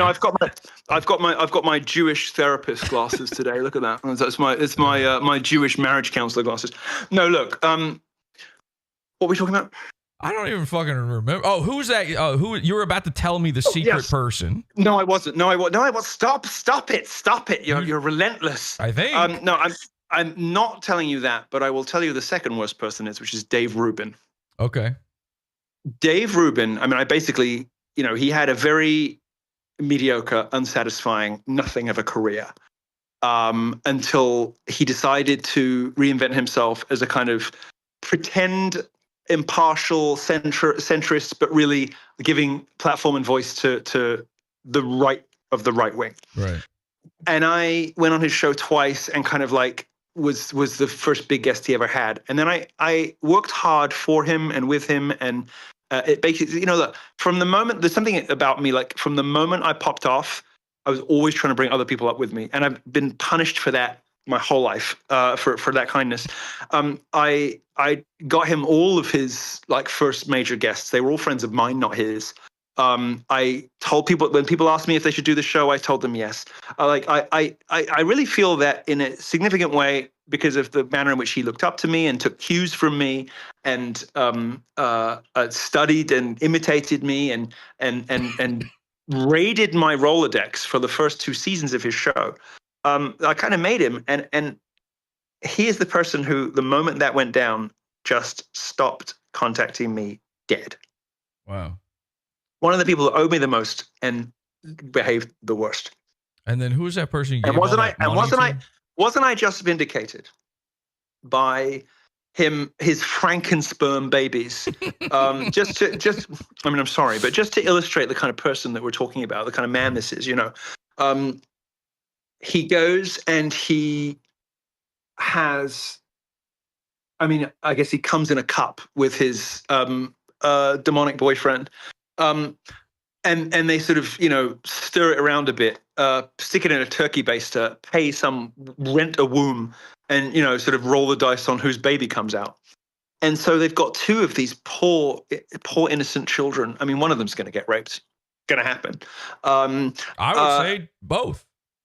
Look, I asked a question on Twitter a while ago, and I still don't know the answer to this. And it was, the fact that the child is related to Dave Rubin, does that make it more or less likely that Dave Rubin will have sex with it? I think it's tough to say. On the one hand, a normal person would be a bit put off by this fact, but I think he's going to consider it a sort of, as all homosexual adoptive parents do, a kind of accessory, and an accessory not just that he owns, but that is an extension of him, and therefore sex with it really is just a kind of masturbation. And in any case, he owns this thing and it's him. I think it makes it more likely. I think those children are in danger. It's a lot of money and science and pain to have to go through just to make your own fleshlight. Just fuck a girl. I mean, come on. If I can do it, you can do it. But it's of course, I'm Catholic, so I don't really approve at all of children raised outside the Holy Sacrament of marriage, and mom and dad should be home and should be taking care of them for the first 20 years of their life. But if you're going to do it somehow, like do it and the mom has been banished, as they always are in these liaisons, and now it's just these 2 babies crying in the nursery, drowned out by the sound of Dave Rubin's gigantic form rutting and squealing on shitty sheets in the next room. Gay adoption is a lie told between shitty sheets. I'm sorry. But no, it's gay adoption is just buying a baby, which I'm pretty sure yes, is it is. normally Purchasing- illegal. Well, you know that we're in late period decline when it becomes possible to purchase human beings if only one does it in the right way by being a large rutting homosexual. They could probably find a way to get it outlawed if they just found a way to always make the baby come out black. Well, no. The way to outlaw it would be to only have adoption for girls, because gays would lose interest in adoption overnight. Yeah, that's a good point. No, I think if Dave Rubin's sexual history is anything to go by, having a baby come out black would just mean he waits till it's 7 instead of fucking it when it's 4. Wait.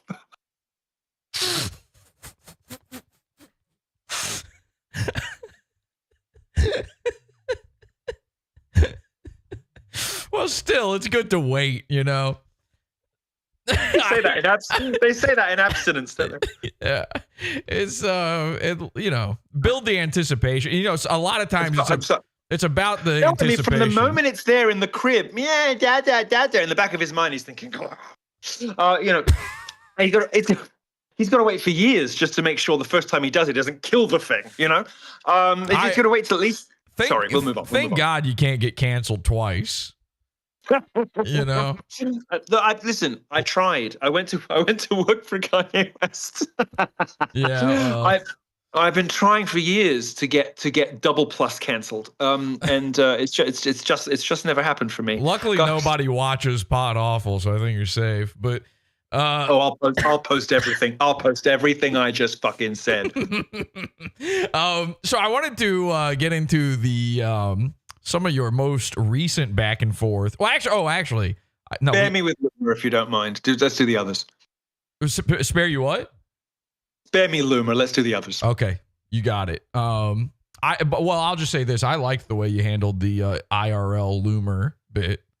You know, people didn't. I mean, everyone's obsessed with this idea that I was like high as a kite. Like, I'm very fidgety. Like, I'm a fidgety, nervous energy person.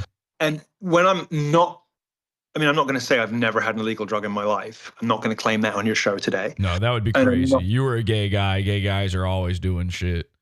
You know, like it's just a life, you know. But I'm sorry. But I think I'd had like 2 glasses of wine and maybe a couple of Adderall the day before, you know, and that was it. I'm a very like nervous energy, fidgety kind of person, and I think maybe people like remember me differently because they hadn't seen me for 8 years. They didn't remember that I was weird, you know, like, and so everybody was obsessed with the idea that I was like high or something, and I was just trying to get out of there. And the British people who saw it all said, I was watching you as kindly as possible try to politely excuse yourself from that the moment it began. And the Americans are all like, yeah, go Laura, like Milo got Loomered, like high as a kite or whatever. And I didn't recognize that kind of characterization of what happened at all. It was not an easy thing to watch, but I did watch some of it back, and I was just like, I'm just trying to get out of there as desperately as I can. Well, from what I understand, if you had actually gotten Loomered, then you would have been, you know, waking up with her on your crotch. Yes, you sort of lift up the covers, and you see, would you like to play a game? Yeah. You know, yeah, no. So everything I published about Loomer is absolutely accurate. That's why she's so cross. That's why she's so furious. Everything I've said about her is true and checkable. She tried to sort of drop some receipts like, oh, I'm still being invited to Mar-a-Lago with this kind of like 2-month-old thing that was dated like 2 weeks before, and trying to play funny games with the dates, which didn't add up. And saying, oh, I had dinner with Trump 2 weeks ago. She didn't. It's all lies. She's completely persona non grata at Mar-a-Lago. She will never be allowed on the plane again. If she's such a big favorite of Trump's. Where's your job, girl? She's never going to get one. She's never going to get one because various people, including me, made absolutely sure of it. And indeed, as I've already said on other shows, I was paid to make sure of it. So I did so with great pleasure because it was the right thing to do. Things can be both a profit and a pleasure in this life. And in this new chapter of my professional life with my new agency, my management firm, I'm trying to take on, we do two things. One of the things I do now is artist management, both very established people like Ye and up and coming artists of various kinds. And the other thing I do, I like to call retribution as a service, which is basically just hire me to take somebody out. Which is enormously expensive, and I only take the clients that I believe in, that I think are worthy of destruction. And sometimes, of course, I just do it for fun, but sometimes I do it for pay. And I was very happy to accept that job, which of course came from the very highest levels of the Trump campaign.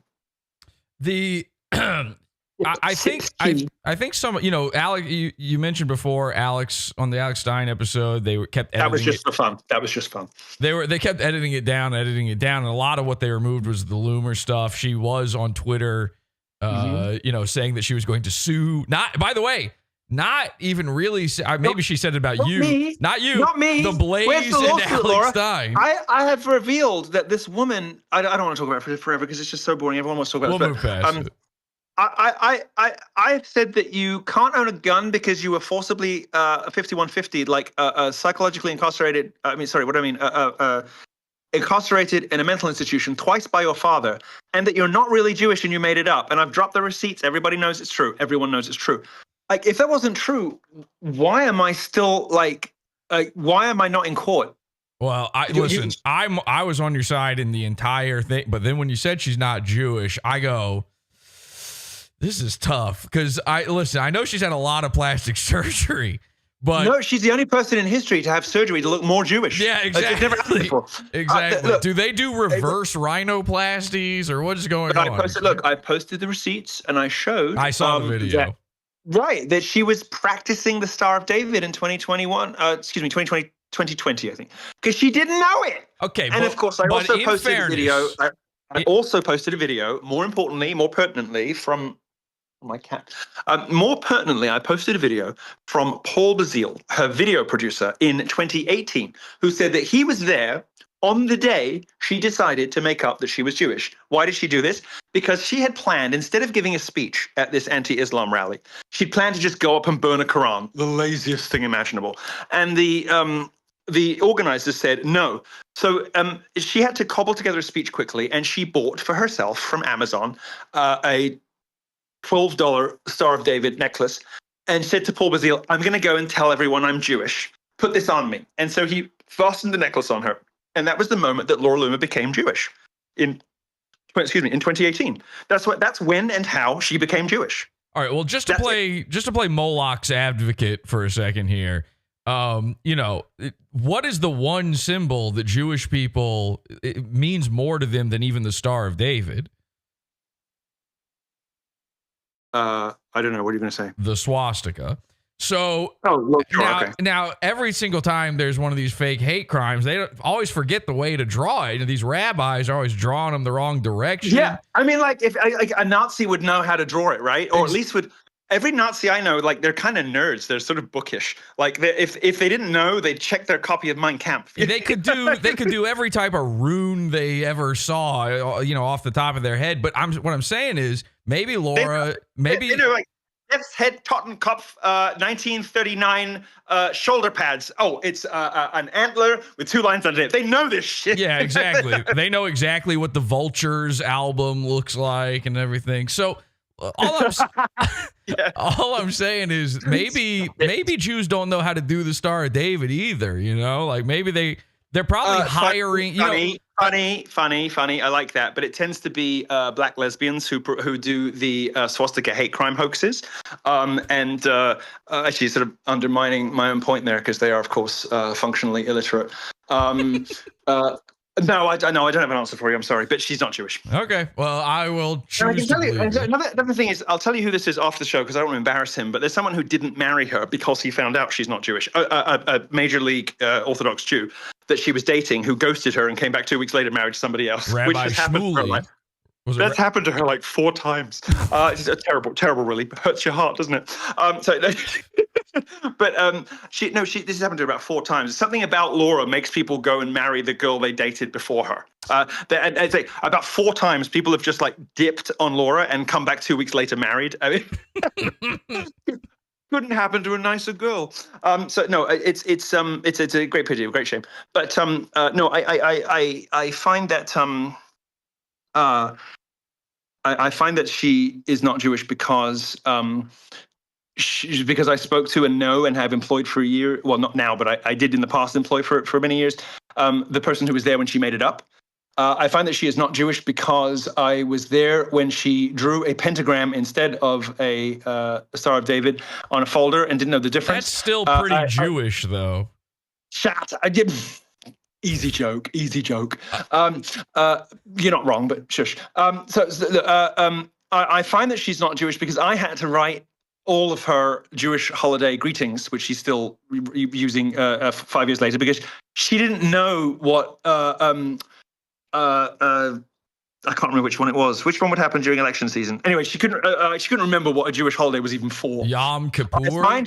Maybe. I find that she's not Jewish because she does not speak a word of Hebrew or Yiddish and used the Meshuggah instead of Meshuggah in an ad because she was trying to pretend that she spoke a language that she did not. I find that she is not Jewish because she has never been admitted to yeah, there we go. That one got you, didn't it? Meshuggah's funny. That's funny. No, funnily enough, the word is from madness. She got it wrong. She can't even spell mad. No, I find that she's not Jewish because somebody who is a major league serious Jew, an Orthodox Jew, an observant Jew, declined to marry her because she wasn't Jewish and would have otherwise because he was completely in love with her. I find that she is Jewish because she has never been accepted into any temple or synagogue and doesn't have a rabbi. She does not daven. She has no Rav. Like, I know more about Judaism than Laura Loomer does, and I'm not terribly fond of the religion, and I don't, really care that much for a lot of the people. But I know more about Judaism than she does, as evidenced by the fact that I have written all of her statements on Judaism ever. And of course, I wrote her book, and I find her Jewish most specifically and completely and particularly and entirely because I Loomered her book. And in the course of doing so, I did what I always do writing a book. I've ghostwritten a lot of books. I've written 17 New York Times bestsellers, 2 of them for me and the rest for other people. I find that she is not Jewish because in the course of looking it up, and I found out the Catholic school she went to and spoke to the people she went to school with, she wasn't Jewish until she decided to be in 2018. And it is that simple. Well, listen, I believe you because if she were really Jewish, Trump would have given her a job. And let her blow him. Rather than just her claiming it. Not just that, but if you can point out any other situation in which I've ever been wrong or ever told a lie like this, then please do. But you can be confident in what I'm saying because I might be a churlish, spiteful, terrible, vindictive human being, but I'm not a liar. After the lawsuit threat to Alex Stein, they started cutting out the Laura Loomer parts in that episode. I thought that it would be a fun thing to do. Alex is trying to hide a lot of stuff after your appearance. You burned him in just about every possible way on Twitter. I'm happy to have been a part of that as well, providing you some. Thank you for your service, soldier. Thank you so much. I thought it would be kind of fun if we did a little bit of watching an old news clip here. This is something that I don't think you were aware of this back when you were on Alex's show, but you became aware of it after the fact. This is Alex Stein's school shooter grandma. Oh God, this is the best story. Let's go. Let's take a look at this. All right, let's take a look at this. I love my life, but I don't run from their crimes. Betty Stein has lived across the street from Highland Park High School for 33 years, and she claims she's been harassed almost daily. This is, of course, the high school that Alex himself went to, by the way. He shot up his school. Yes. Maybe catching strays in the back of the head from his own grandmother's shooting explains why Alex ended up like he is. Yeah, that probably makes you think being loud is funny. And they'd go by and say vile things to me. I want your body. And say ugly, foul, vile. Can you imagine doing something as foul as saying I want your body, or, They say ugly, foul things to me like I want your body? I'm going to play her in something. I'm gonna go to something as her. I can get a hat like that. That's just lace hat. I can make a hat like that. My grandmother taught me how to do that. All gay people are raised by their grandmothers. I can do this. I can go as Betty Stein. Yeah. For those who don't know in the audience, this is Betty Minyard Stein, Alex Stein's. Betty Minyard. I know it's so rare, isn't it, to hear of an older Jewish lady doing her own dirty work? But good on Betty. Yeah. You know, look.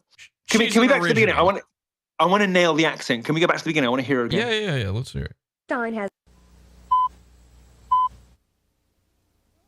Or it's a little. The audio is a little.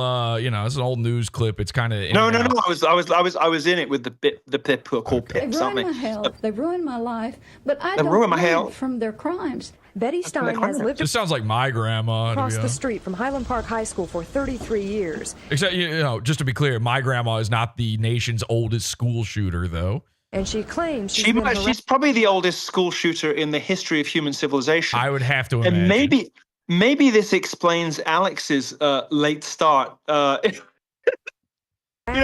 about the Stein dynasty. Talk about late bloomers. We're still waiting for Alex to blossom into a performer. If his grandmother didn't become a school shooter until she was 80, we could be waiting until Alex is 412 before he becomes funny. Sorry. So back to the beginning. Sorry. Once again. Yeah, we should give him until he's 65 to really pop off. I mean, in retrospect, we've been unfair to him, haven't we? Yeah. We've been She cruel. claims she's been harassed almost daily. And I sit out there at night, and they'd go by and say vile things to me. I want your vile body. things to me. And say ugly, foul, vile. Yeah, the trick is to really stretch out the eyes into an ass sound. Ugly, foul things to me. Like go. I want your body.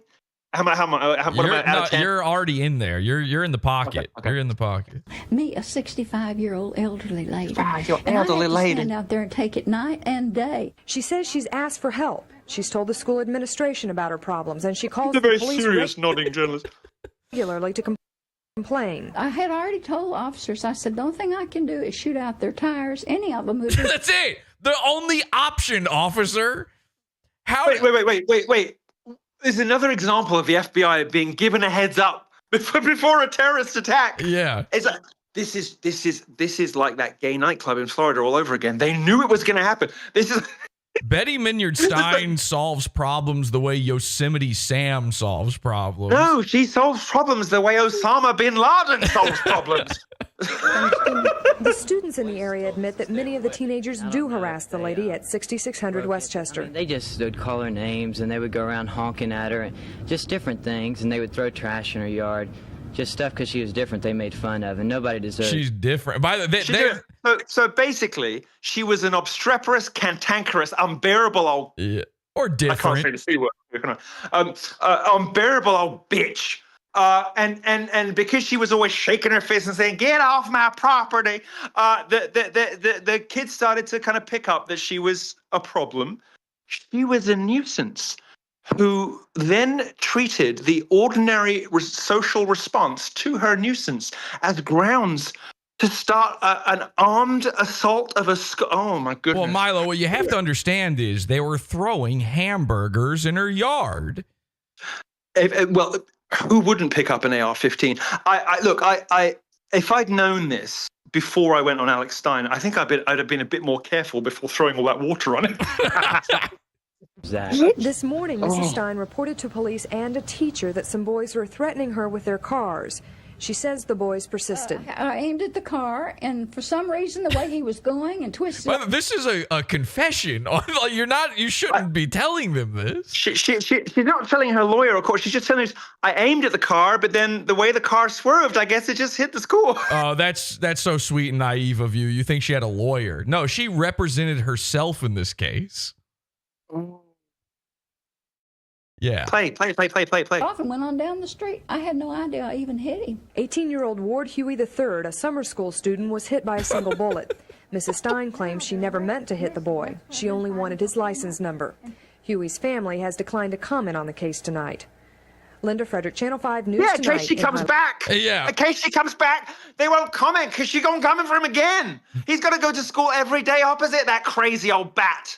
She argued in court that he did it to himself. That the bullet wound was from him skiing and he fell on a ski pole. She just invented that out of whole cloth. Look, well, we know where all the comedy genes in that family went. They didn't go to Alex. They're concentrated in Betty. Well, she was the court stenographer did quote her as saying that she was a pimp on a blimp. It all comes from somewhere. Yeah. She was high on fentanyl and mescaline, and she had gone insane in the Ukraine. You don't understand. She started rapping inside the court. Hello, baby. Oh, sweetheart. Sorry, Helen's getting very upset that I'm yelling so much. This is where she sits. Look at that face. Look at that face. She's pissed at me. Can you see how angry she is? Thank God you're taking those parasite meds. Oh, no, toxoplasmosis is not a worry for me because they're indoor felines. Okay, I'm just saying. No, well, the other one does go out, but only on a leash. It's the bougiest, faggiest thing you've ever seen. It's like all my gayness has been concentrated in my cat. I take this. That's where it comes from. I have my theory is that toxoplasmosis, that and of course being raped is what causes being gay. You combine those two things. Thanks, bro. Yeah, you're welcome. Just so you know, it's not a moral choice of mine. It's something that happened to me. Look, she's so angry. Look how they are. The other one is more beautiful. I got a Bengal who looks like a little tiger, but she's the one that would go viral. She's like pissed. Like, can you shut the hell up, please? I'm trying to sleep. Have you ever heard of a guy called Mersh? Don't know. I don't think so. Revenge of the Sis. He's got a show called Revenge of the Sis. I think that sounds like something I've scrolled past. Yeah, you would. Most people do. Yeah. I love when people tell me they've got a show on Rumble. My favorite thing to say is, and what is that? Yes. Well, how did you just instinctively know it was on Rumble? That was insane. I just something told me Revenge of the Sis. Yeah. So that'll be on Rumble. That'll be on Rumble. When someone says, "Oh, I stream on Rumble," I love to say, and what is Rumble? And their little faces fall. The way that their heart sinks, it's like they're a cock of the hoop. They're at the top of the world, and the next minute they're a feather duster. They're so sad. Their whole universe collapses when and what is Rumble? Of course, there is nobody on Rumble because the company is Sam. Analysts estimate that 37% of the traffic on Rumble comes from malware installed by Rumble. No, this is true. To artificially inflate the number of people for the purposes of defrauding both content creators and advertisers.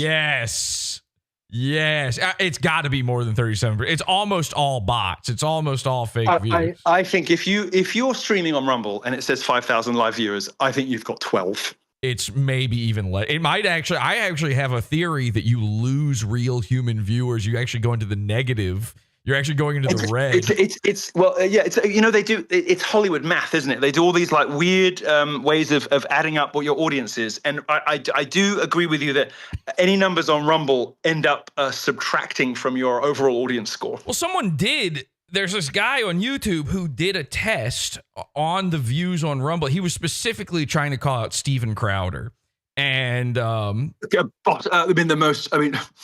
bottomed and botted Steven Crowder. Yes, exactly. And he ran tests that proved that the views on Rumble are fake. At the very least, the live views on there are fake, and they come from. On Rumble, they make you run like a little video ahead of your stream, and every single time it loops, it now counts that as a new viewer.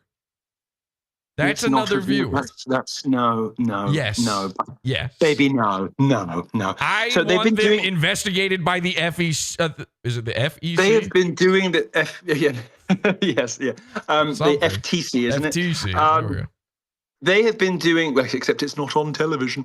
No, that's the Trade Commission. What am I talking about? You mean the No, you're thinking of the FCC. I am thinking of the FTC. I'm thinking of the FCC. You're thinking of the FTC. Yes, because, exactly. And you are correct. Yes. Yes. Actually, say that again. No, I'm not. No. You think I'm stupid. You think I'm like all your other guests. All right, I'm gonna say it one time. I was wrong, and you were right. All right. Yeah. You can take that with you to the grave. That's to the grave. Awesome. I've said that to about 3 people ever, and 2 of those instances were at the instruction of a judge. So congratulations. I'm sure this will be shown in a court one day. Possibly by Dave Rubin. Yeah. Laura, Alex, somebody's about to get mad. Here's hoping. I hope they show the episode in full, because after watching us and seeing how delightful and charming we are, who would convict? Of course. Who would convict? Nobody. What do you? Okay, we're Alex Stein. Judgment for the plaintiff. Wins $1. That's what they would do. They'd give him $1. Look at that handsome young man. Oh my God! That handsome young man cut down in his prime by Grandma Death. You know, we've got to post on YouTube the complete accounting that we have done this evening of the murder in the bloodline, the Stein bloodline. What does it mean? Well, it's a cursed tribe, isn't it? It's a dangerous legacy. Well, I posted on Twitter a little bit ago. I actually took a screenshot of this we're looking at right now. Look, she's Shapiro height. Look, she's 5'3". Yeah, it's Ethan Ralph actually. She's 1.1 Shapiros. I made a tweet. You know those stupid tweets you see all the time, as spam things where it's like grim reality. And then it's just some news story about someone dying or something. I made one about Betty Minyard Stein where it was grim.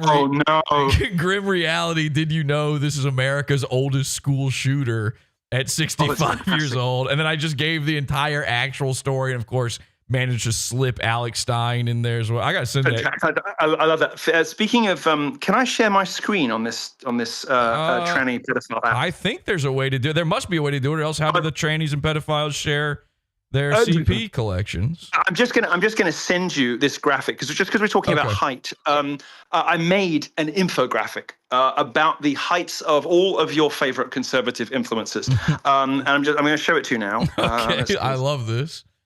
No, I think it's important. I'm DMing it to you on the app. Okay. Yeah, there we go. Look, perhaps you could throw that up on screen for us. Yeah. Lovingly created by me, I just want to say. This is a guide to the height of all of your favorite conservative influencers.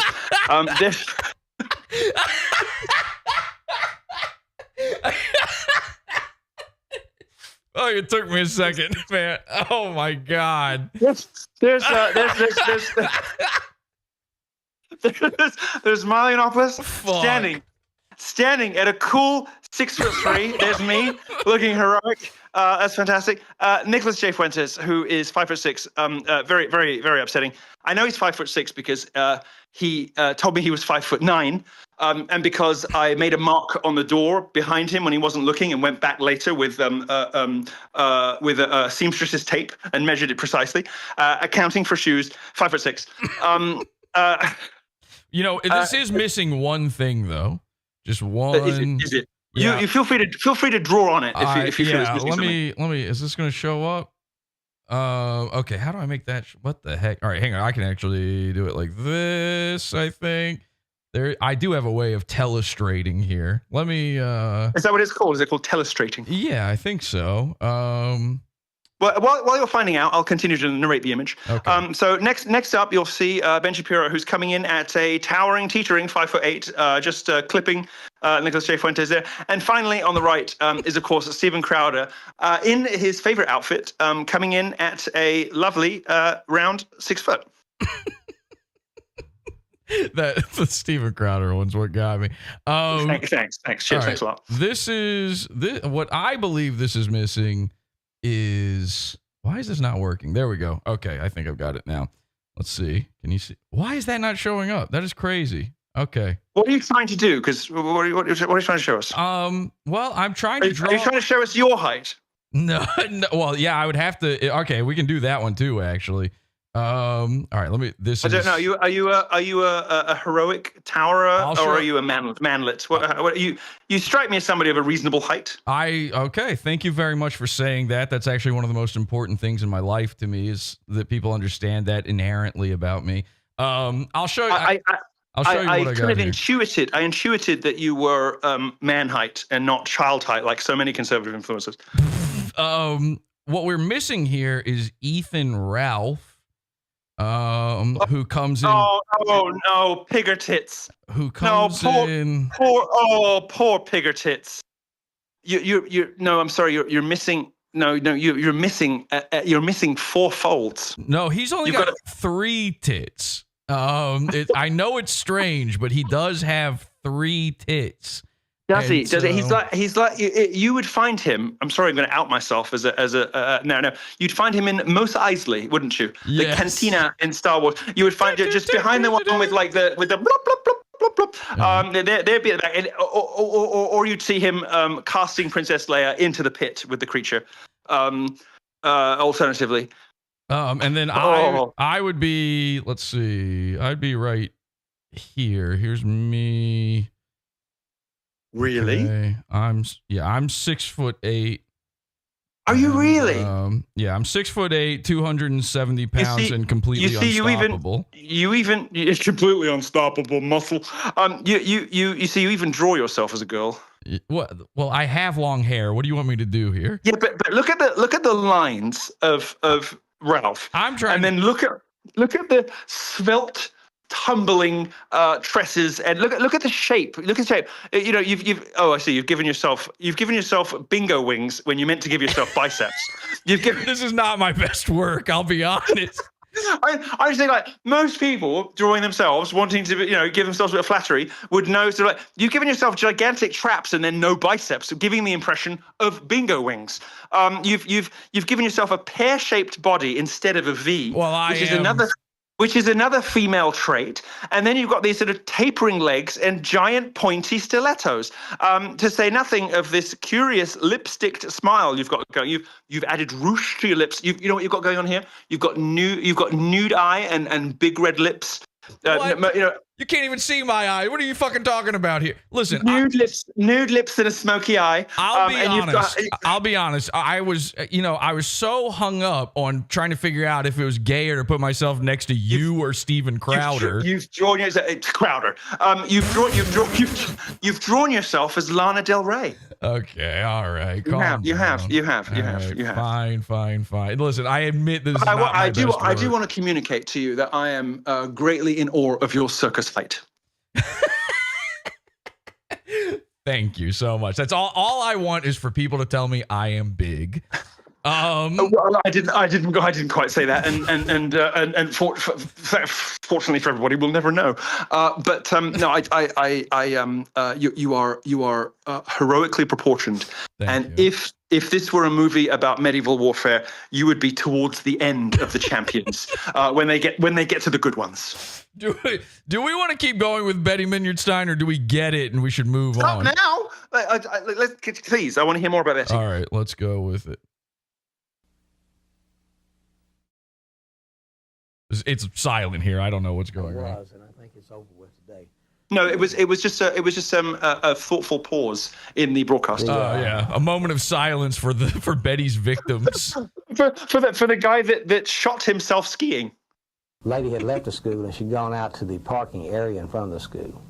This young man, Ward Huey III, drove up into the parking area, and she was standing there.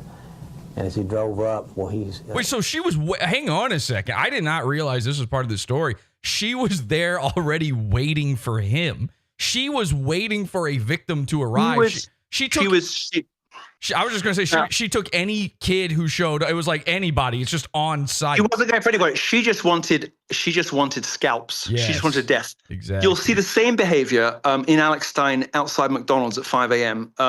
Just waiting for the doors to open so that he can inhale 3 McGriddles before he heads to breakfast.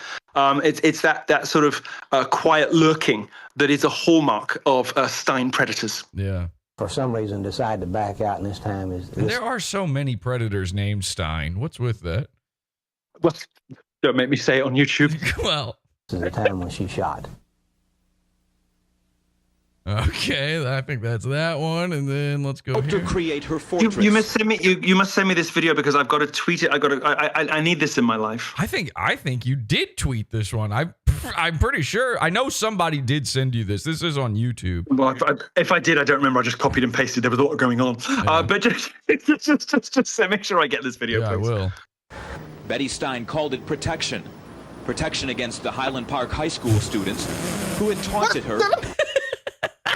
That's literal mafioso. I mean, this bitch is hopped up on The Sopranos, right? Like, but Betty Stein called it protection. Others called it a shakedown. She's going from burger joint to pizza joint, saying, "You got my $100." You know, she's over. Betty Stein called it protection. Well, she probably is not going to the burger joint. She's terrified of burgers. I mean, these. She's terrified of burgers. Which is very anti-American, by the way. I have to tell you, Betty Stein called it protection is my new SMS tone. If you text me anytime in the next 6 weeks. All my phones will all in a chorus. They will all simultaneously bellow. Betty Stein called it protection. I wonder if the hamburger thing is why Alex Stein is now a vegan. You know. Ooh, because he doesn't eat meat, and I was like, what a fag. Yeah. Don't you think? Ooh. Imagine being these poor kids bringing a hamburger to a gunfight. And it's his grandmother as well. So like all gay men raised by his grandmother. So he's like, oh, it's Betty's revenge. Yeah. It's Betty's revenge. Well, you know, it's funny. I have a video of Alex from before he became a vegan, and it's specifically of him going to this burger joint and them giving him a bunch of burgers for free and him eating a ton of hamburgers. So there's Betty probably came to him in a dream. There's conspiracies around Alex Stein. I don't know if you know about this. You know, he's got the red shoes. You know, the red shoe conspiracy. He's got the red pedophile shoes. He's got there's this weird thing. No, there's nothing wrong with red shoes. I've got some red. I've got red crocodile loafers from Gucci, and I don't have. I would throw them out if I was you. It's just in case. No, they were $5,000. No, they're $5,000 because they're made of child leather. Milo, please. They're made of kids' cocks, like Dave Rubin's dreams. Do you know how? God! Do you know how they harvest the skin too? Betty Minyard Stein goes to Dave Rubin to go down on them, and they just take off the slack. Oh, God. There's a lot of options. But anyway, there's a lot of conspiracies and shooter stuff with Alex Stein. And just to be clear, Alex Stein ran for the school board of this high school. The one his grandmother shot up. Yes. As like a big prank, as a big joke, he ran for public office. Presumably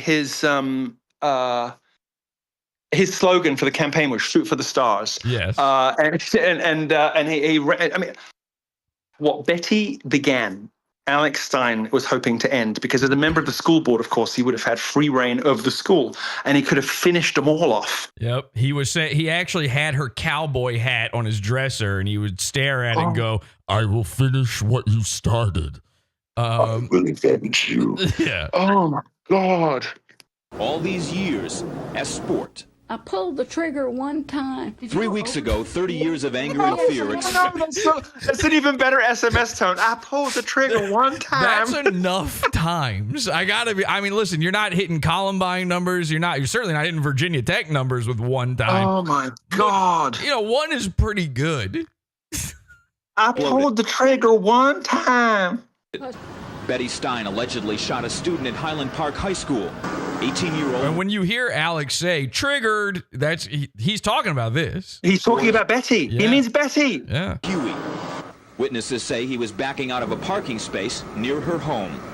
For that one shot, an indictment today charging Betty Stein with attempted murder. Because I was defending myself. Not anybody else would defend me and help me and take care of me. Students say toying with Betty. She was lying in wait to shoot a child in the parking lot of a school. How is she defending herself? Well, listen, some kid, I don't know if you understand this or not.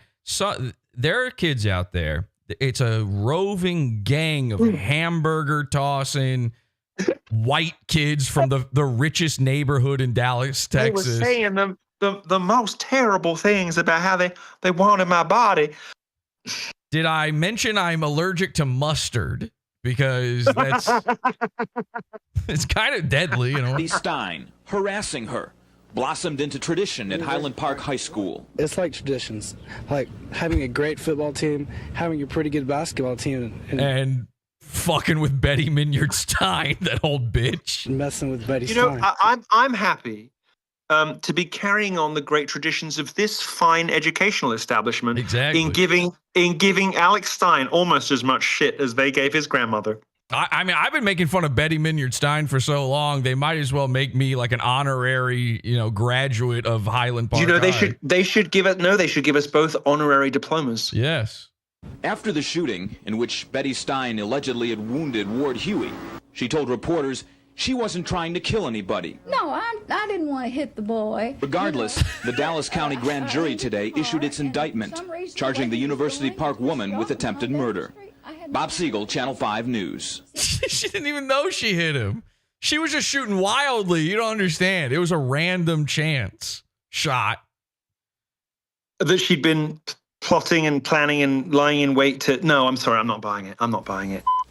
I think she was a premeditated killer. Yes.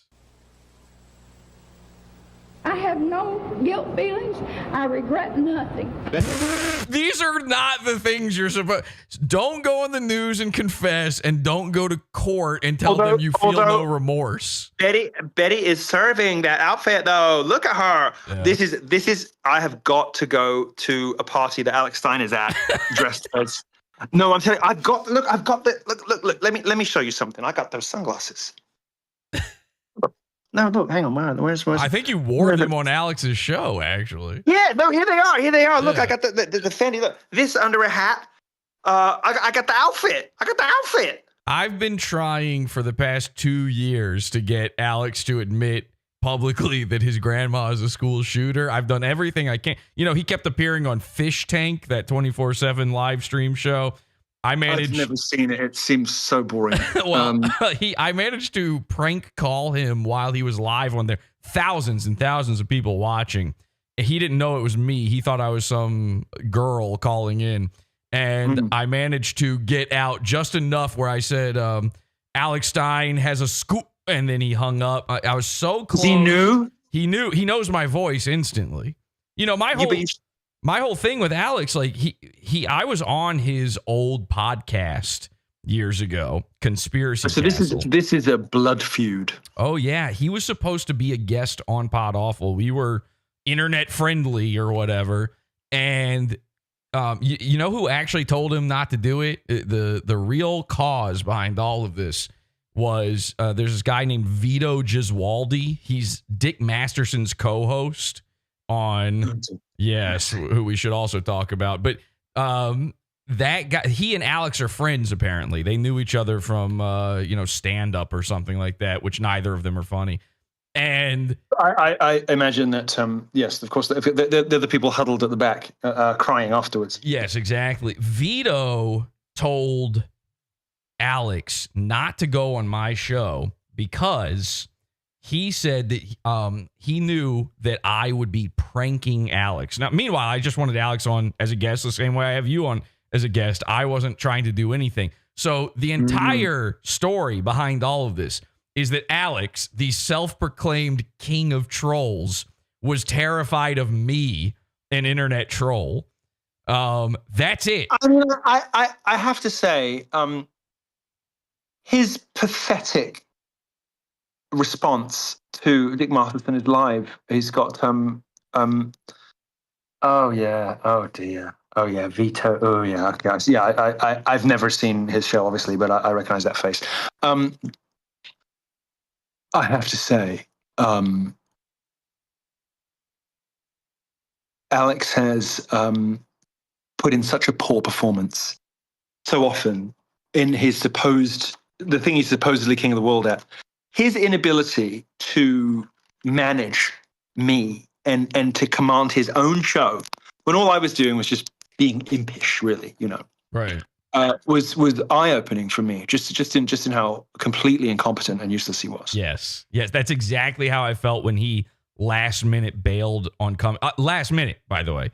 The whole. I mean, what kind of a person would no show PODAWFUL? Well, here's the thing, though. This was the day before Alex had his AOC moment. Okay. Oh, so he probably thinks it's the best movie ever made. Well, in some ways, probably yes, but you got to realize he wasn't that famous then. Is the point? So, him blowing off my show, it's like let me correct you. He wasn't famous at all. Right. Nobody in the real world had heard of him. Right. And so, he had a few viral videos, but yes, for the most part, nobody knew who he was until that AOC thing. This was the day before, and it was 15 minutes before the show where it was what a bitch. If you're going to ghost, at least don't respond and do the guy, do what I do. At least don't tweet for a couple of hours beforehand if you know you're going to ghost somebody, so they could at least guess that you had an accident. Give yourself the benefit of something. I'm not saying that I'm experienced at this at all, but at least do someone the courtesy of being able to speculate, to save face with their own viewers as a courtesy, as a kindness, to just say, I noticed he hasn't tweeted for an hour, and he's like, I hope nothing's happened. We wish you well, Milo. I mean Alex. Anyway, let's get on with the show, ladies and gents, and our prayers are with him, and we hope to hear from him soon. At least give the host the ability to do that, exactly. Rather than be merrily tweeting away. Oh yeah, he's classic for that. Rather than just be merrily tweeting away like a bastard. Well, I had the particular misfortune of the whole show is kind of riding on him being there, because in reality, I wasn't. That's right. Who would expect you to be able to carry, an hour without preparation? I mean, I'm joking. I'm joking. Well, I did it at the beginning of this episode, but how long was that? How long did I keep you waiting? 40 minutes? That was 40 minutes, which is what you told me. So it was exact. You nailed it. You see, when I'm late, I'm spectacularly late, but I'm a man of my word. I'm as late as I say I'll be. Exactly. You were late just on time. So now I feel I should have left it a bit longer. So I could have had a couple more lemon drop martinis. The irony with Alex was that I wasn't pranking him. He was going to prank someone else with me on the show. That was the entire bit, was him coming on. But such was his fear of being outclassed and of being taken by surprise, because he knew that he wouldn't be able to roll with the punches and survive the experience. Such was his cowardice and his knowledge of his own uselessness that he ghosted like a bitch. Exactly. And I lost all respect for him in that moment. I realized this dude is afraid. Did you not lose respect for him on a previous occasion when, for instance, you saw him do comedy, or lose respect for him on a previous occasion when, for instance, you heard him talk? It's my great shame that I didn't see this stuff for what it was ahead of time.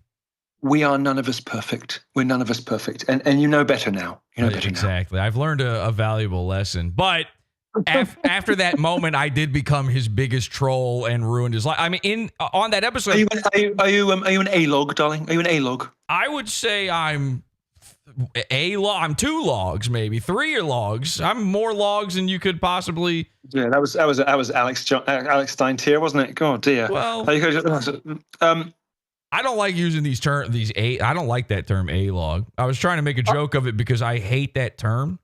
Because let's skim past it. No, I I don't see. When I was offline for like 8 years, I was really offline. Like, I don't know anything that happened. I don't know the lore. I don't know like why Red Scare exists. I don't know anything. I don't know who listens to that.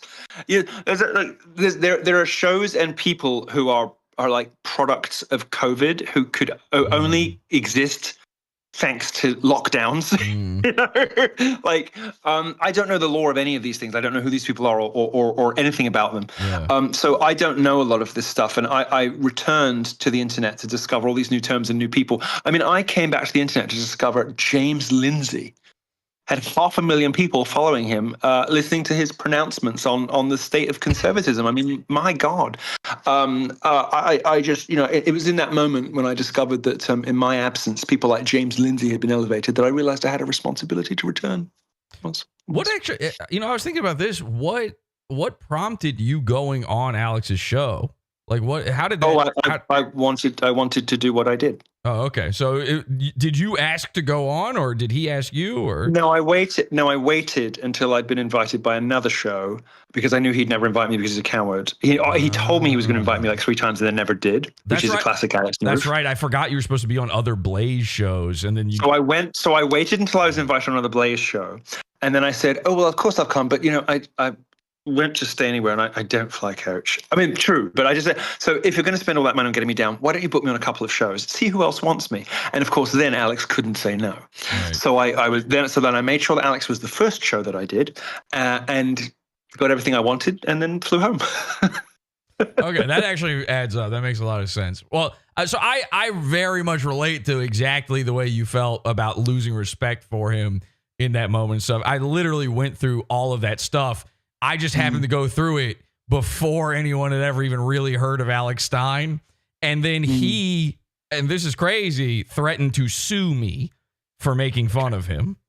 Are you serious? 100%. The king troll threatened to sue. He threatened to sue me, and he threatened to send, you know, he's a bounty hunter. He's like a licensed bail bondsman. Did he threaten to send someone to beat you up? He threatened to send bounty hunters to my parents' home. I'm a grown man. He threatened to send bounty hunters to my parents' house, and then I had to live in fear that Boba Fett was going to fucking arrest my dad or some shit. So, this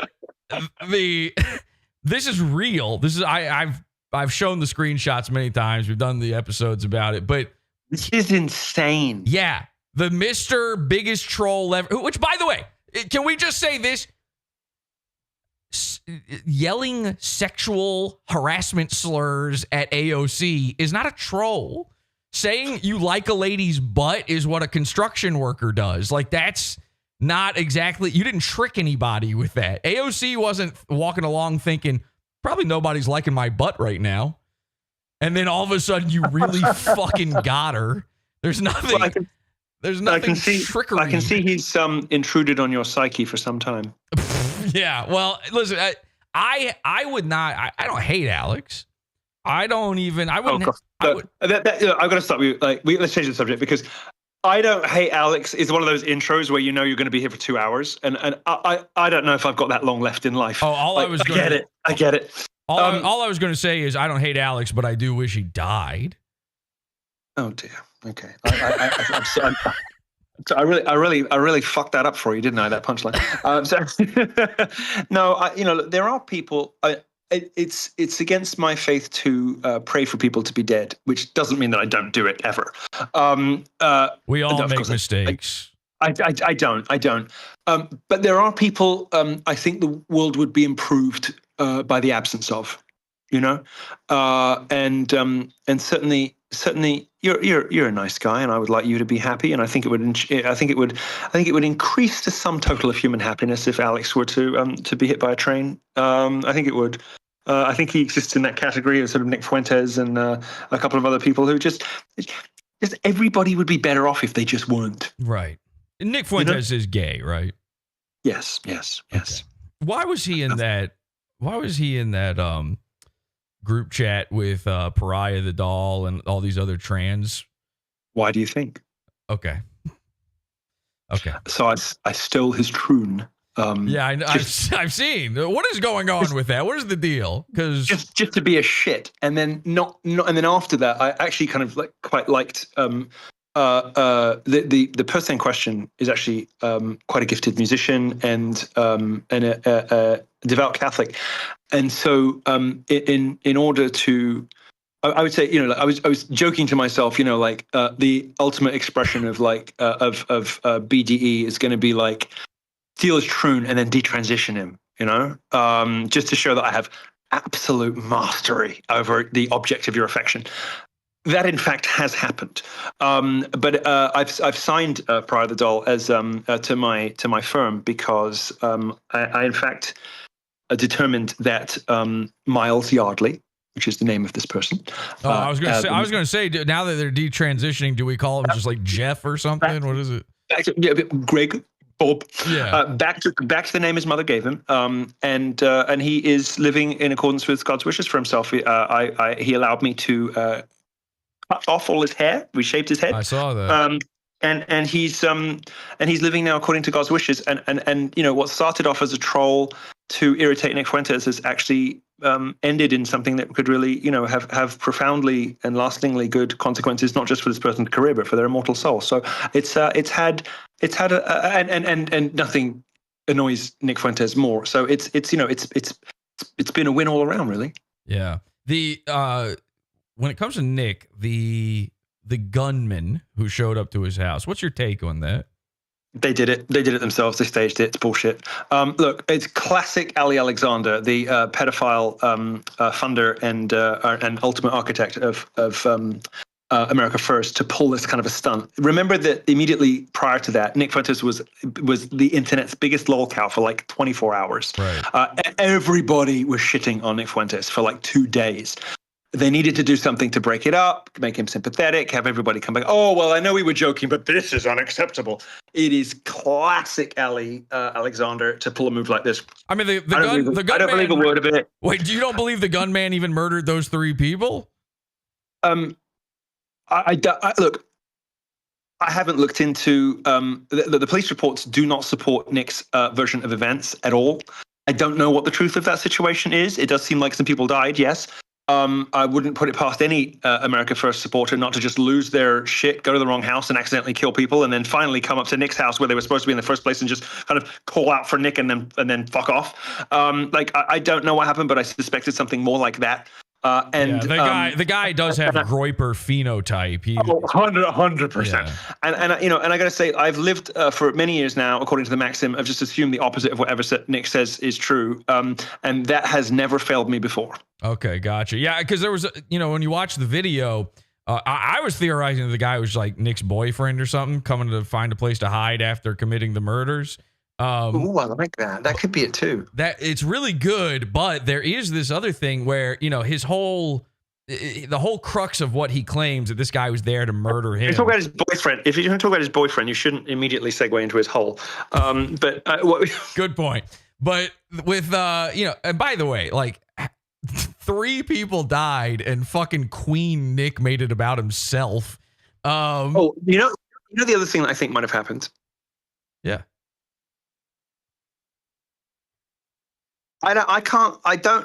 Lots of things don't add up, and Nick's version of events doesn't really exactly match the police report. Like, I don't really think any of it, and we haven't heard anything about it since. The wording of his his immediate entreaty for money struck me as very peculiar. He used the word, help me defray the costs of security. That is not a Nick Fuentes word. That stuck out like a sore thumb to me. That was like a major red flag for me. I've known Nick for years. I was his mentor for years.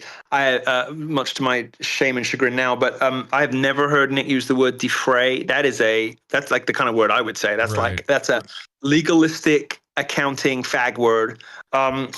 And that made me wonder whether that statement had been drafted by somebody else, possibly in advance. And I just had to wonder, like, is it something that happened nearby that Nick then took advantage of? Like, before the bodies were even cold, was he trying to make out like the guy was coming for him? Well, that is what he's saying, but he has video of the guy at his house. Yeah, but why did the guy successfully kill other people but didn't manage to? I mean, like if he's got a gun in his hand, you could just shoot the lock off and get in and shoot him. Like this is what I've been saying. I've been saying from the beginning he murdered respected three the people locks. and three people and a dog. Like he murdered three people, and then when he got to Nick's house, 2 dogs. And I mean, okay, fine. It can't be a Groiper because it sounds like it was a good shot. But he goes to Nick's and he's dissuaded by the fact that Nick doesn't answer the door within 4.5 minutes. But at the other house, he's like killed 3 people and 2 dogs. But he was really on the way for Nick Fuentes. Except he just doesn't bother to actually kill him.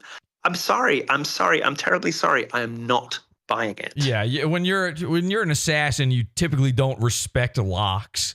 And I was very offended by any sort of suggestion that I might have had something to do with sending that assassin, which Groipers did suggest, because my guy would not have failed. Right. Exactly. Okay. Now, I'm just telling you. Now, I made a sort of a critical error by accident, where the day that it was discovered that this had happened, where 2 hours before Nick had tweeted anything out, that was the day of Nick's court, what was supposed to be his court appearance for the pepper spray assault.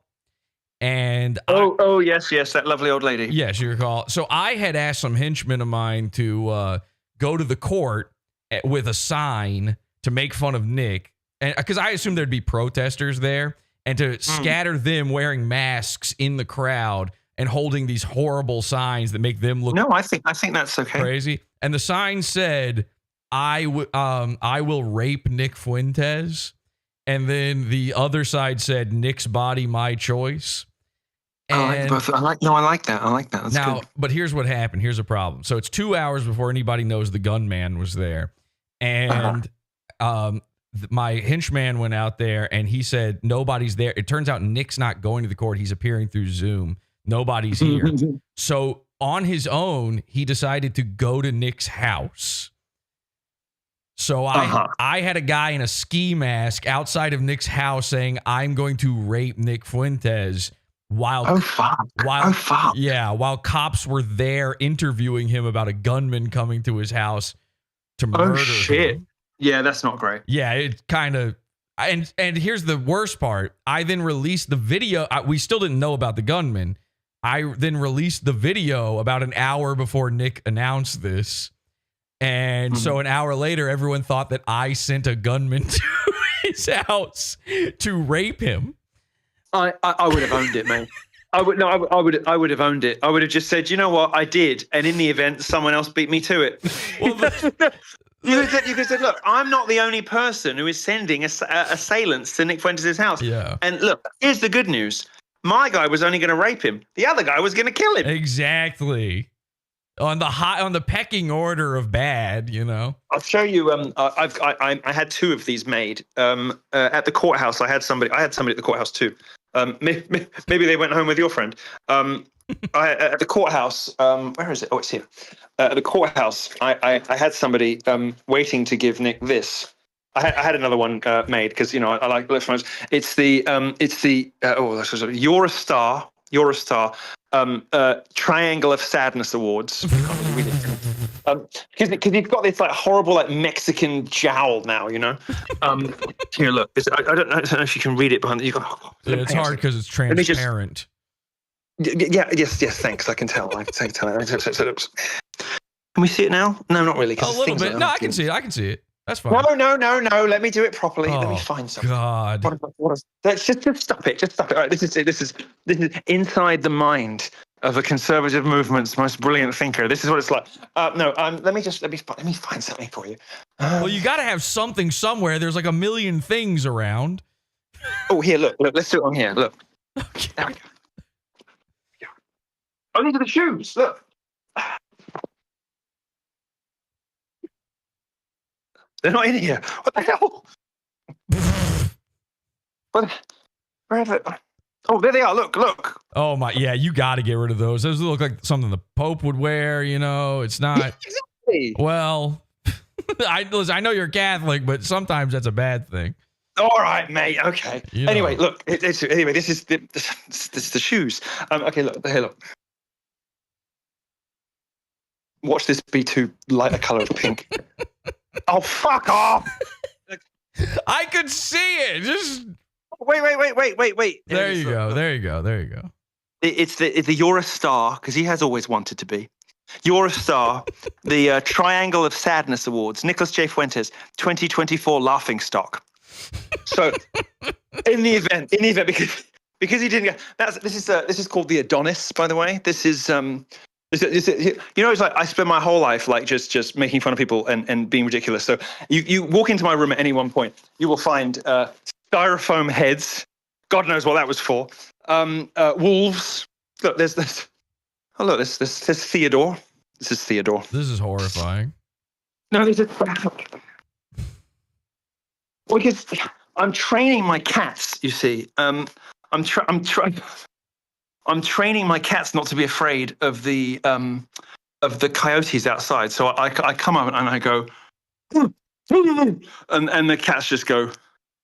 They just run, you know. Anyway, so it's amazing how you managed to make your place look gay without all the colored lights. Well, yeah. Honestly, it's quite faggy already. I mean, look at this bathtub. Yeah. Look at this. Look at this. It's quite. It's opulent. It is. It's sort of Greek opulent, you know, like sort of messy plastic bags everywhere. I mean, so like Greek people will live in like a $14 million house, but they'll have like $49 spectacles and steel bin bags from the neighbors, you know. Yeah. So we're thrifty. Anyway, so how do I turn that back around again? There's like a button. Nope. Just sorry, one I don't time. use the stat because it is for trannies and pedophiles. Of course. No, so anyway, a second version of that was delivered to his front door. So he is in possession of the Triangle of Sadness. Do you know what the Triangle of Sadness is? Is it the this thing here? Yeah. It's sort of like the ugly Mexican face shape, you know. Okay. Gotcha. So yeah. No, it's a sort of like it's a profile thing. Anyway, so I see. Yeah. After the those unfortunate mug shots, which were very sad. We did award him the 2024 Laughing Stock Award from the Triangle of Sadness Awards. We did.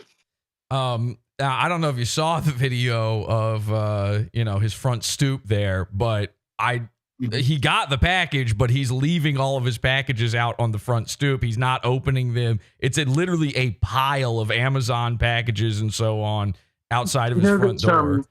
So somebody I am very disappointed with. Somebody, of course, that I disavow entirely, who is on my payroll, goes through his trash from time to time, and how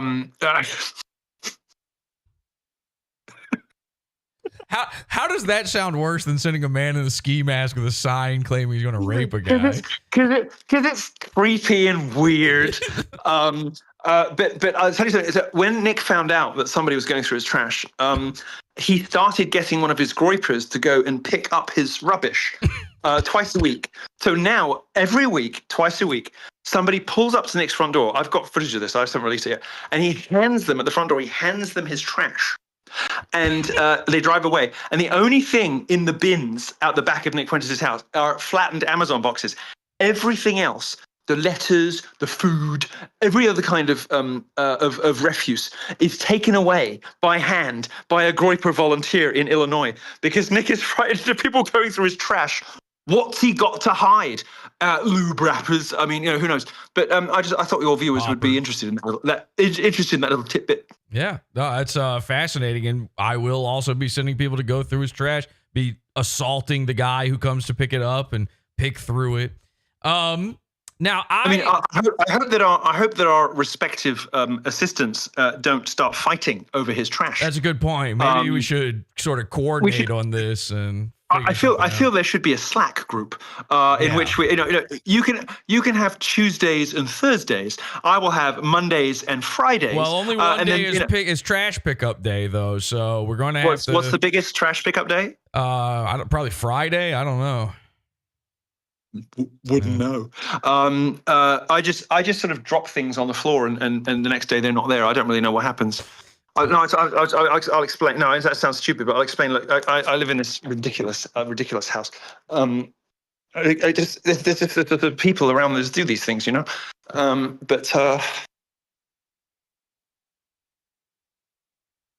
let's get there's quite a lot of it, and people just sort of take care of things, you know. Definitely it's give as much someone of in there your, doing something. definitely give as much of your floor plan as humanly possible here. Well, if you can't find it, this is my office. This is my office. You see, I've got my. Can we take a look at the kitchen sink? I want to see how that's doing. You want to see my kitchen sink? Yeah, if we could just take a quick look at that, just see how deep it is, and is it a double? Is it a double? No, you can see my kitchen sink. Does it have features? Hey, Miles. How do you know who that is? What's up? I could tell. There's one of them. There's another one. Who's that? Don't worry about it. Oh, hi. I'm Jesse from PODAWFUL. Hi. What's up? Here, look. Wait, we'll talk to Miles for a little bit because I want to pour myself a drink. Hey, what's up? Congrats on detransitioning and all that stuff. Oh, thank you. Yeah, that's awesome, man. Yeah, pretty cool. Yeah. Are you gonna still go by Pariah the doll? I haven't thought about it. I think so. Why not? Okay. Yeah, I was confused at first. I was like, do we still say that, or do we just, I didn't know your name yet. Well, that was never my name. I never like walked around. Turning to the name his mother gave him. Pariah was never my name. That was just like a screen name. Do you know who Keffels is? I've heard that name. Keffels is like a trans Twitch streamer. I started a whole hashtag movement one time to try to forcefully detransition Keffels. You weren't as successful as Milo? No, I was nowhere near as successful as Milo. So, not a shaved head, nothing. If you have any tips. Oh, I think we lost him. Uh-oh. Were you being a bitch? I tried to start a movement. Yeah, I never heard of that. It's awful. All right, let's stop shit. Right, thanks very much. Thanks for having that. All right, cheers. What are you eating? Anyway. Wait, I didn't see the sink. You did. No, there was a handoff. I got distracted. All right, I'll show you my sink. We can take a look at how. Oh fuck. Okay. Okay. Jesus Christ, that looks like where you wash a child before sacrificing it. or Muslim ablutions, you know? Yes, yeah, foot bath. Oh my god. No, this is. Okay, all right, you win. Never mind. I guess I should have known, considering where you live. Yeah, I do, don't I? Yeah, I do, don't I? You do.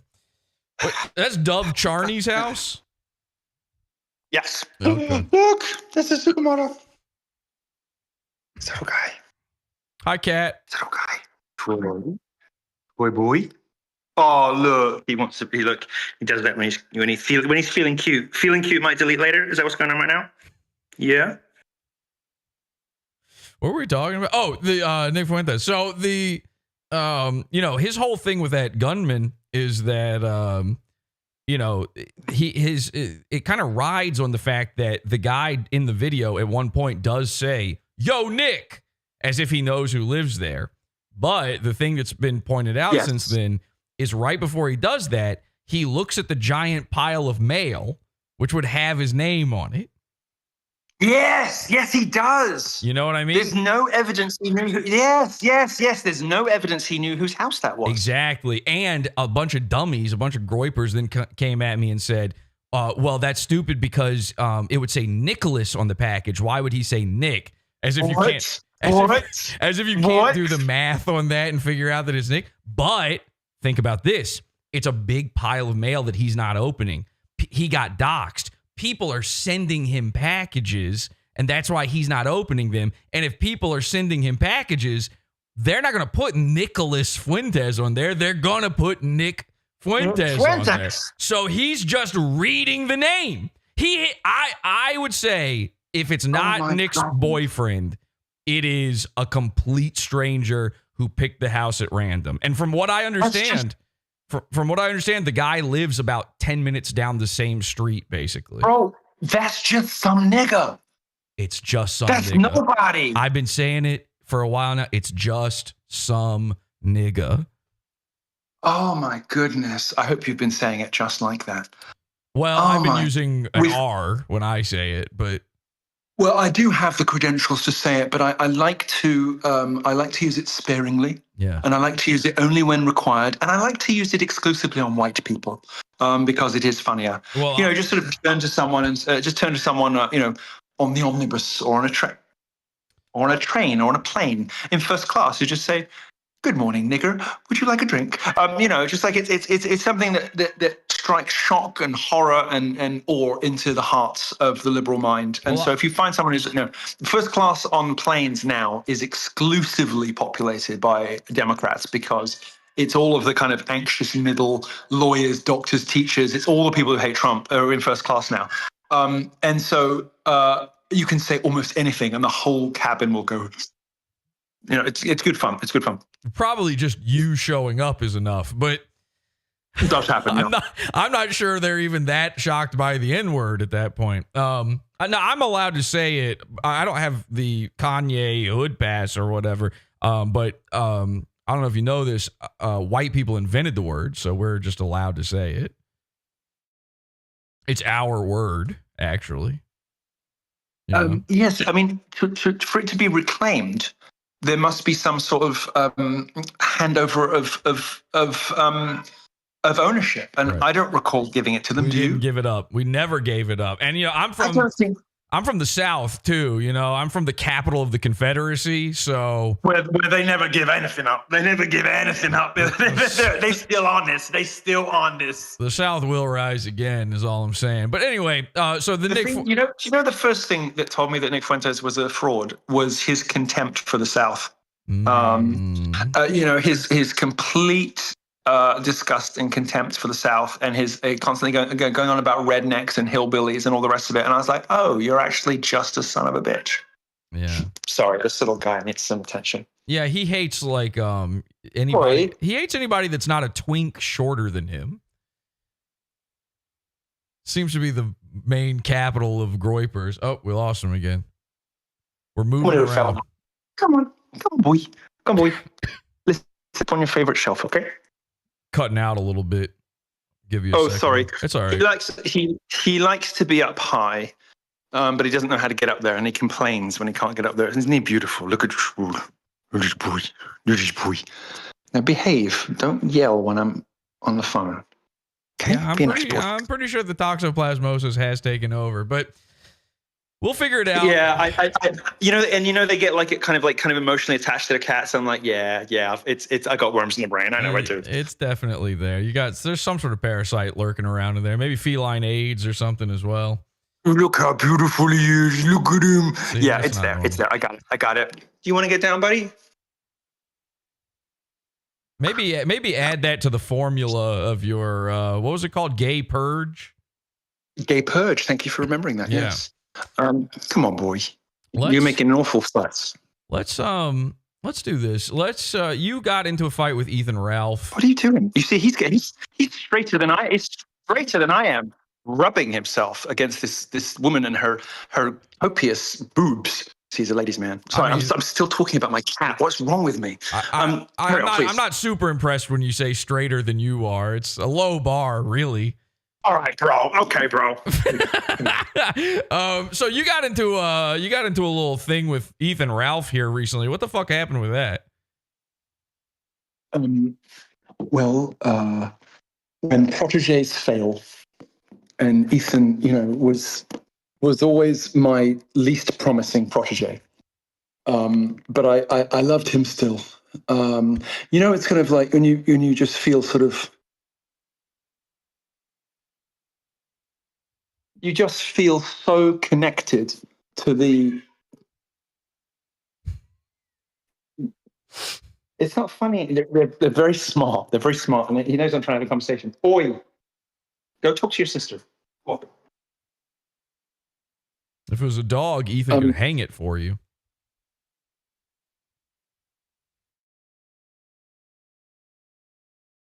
It's.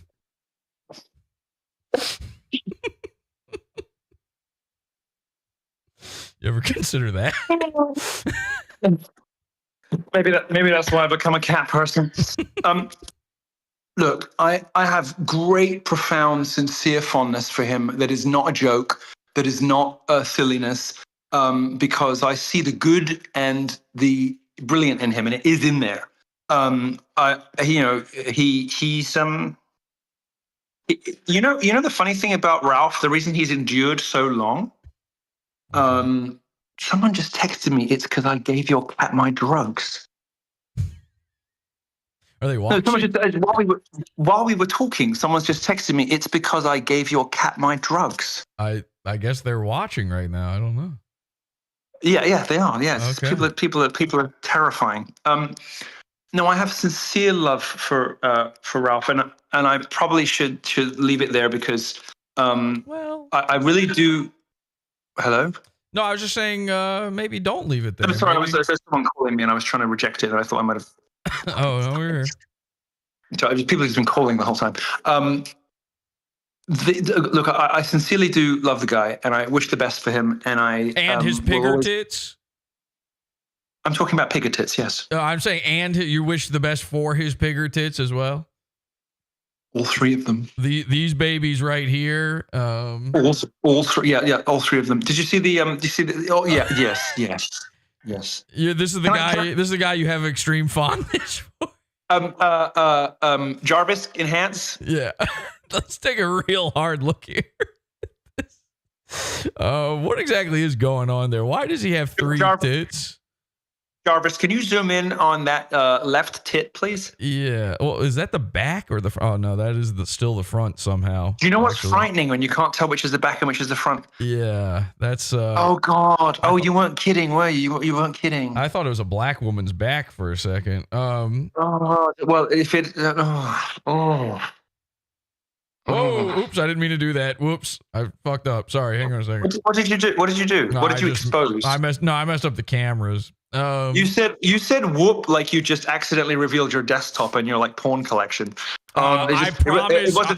It wasn't that serious, bro. No. I promise if I ever accidentally reveal my desktop, it won't be anything like Nick Fuentes' search history or or influencers who have like tweet botting and engagement stuff in their recent history. It's like, bro, just log into a different account. Like, just use your Switch before you go live, you dumb bitch. I would hope if I was botting anything that I'd have bigger numbers than this. That'd be scary. Look, so what is this? What is this thing? What is this thing we're looking at here?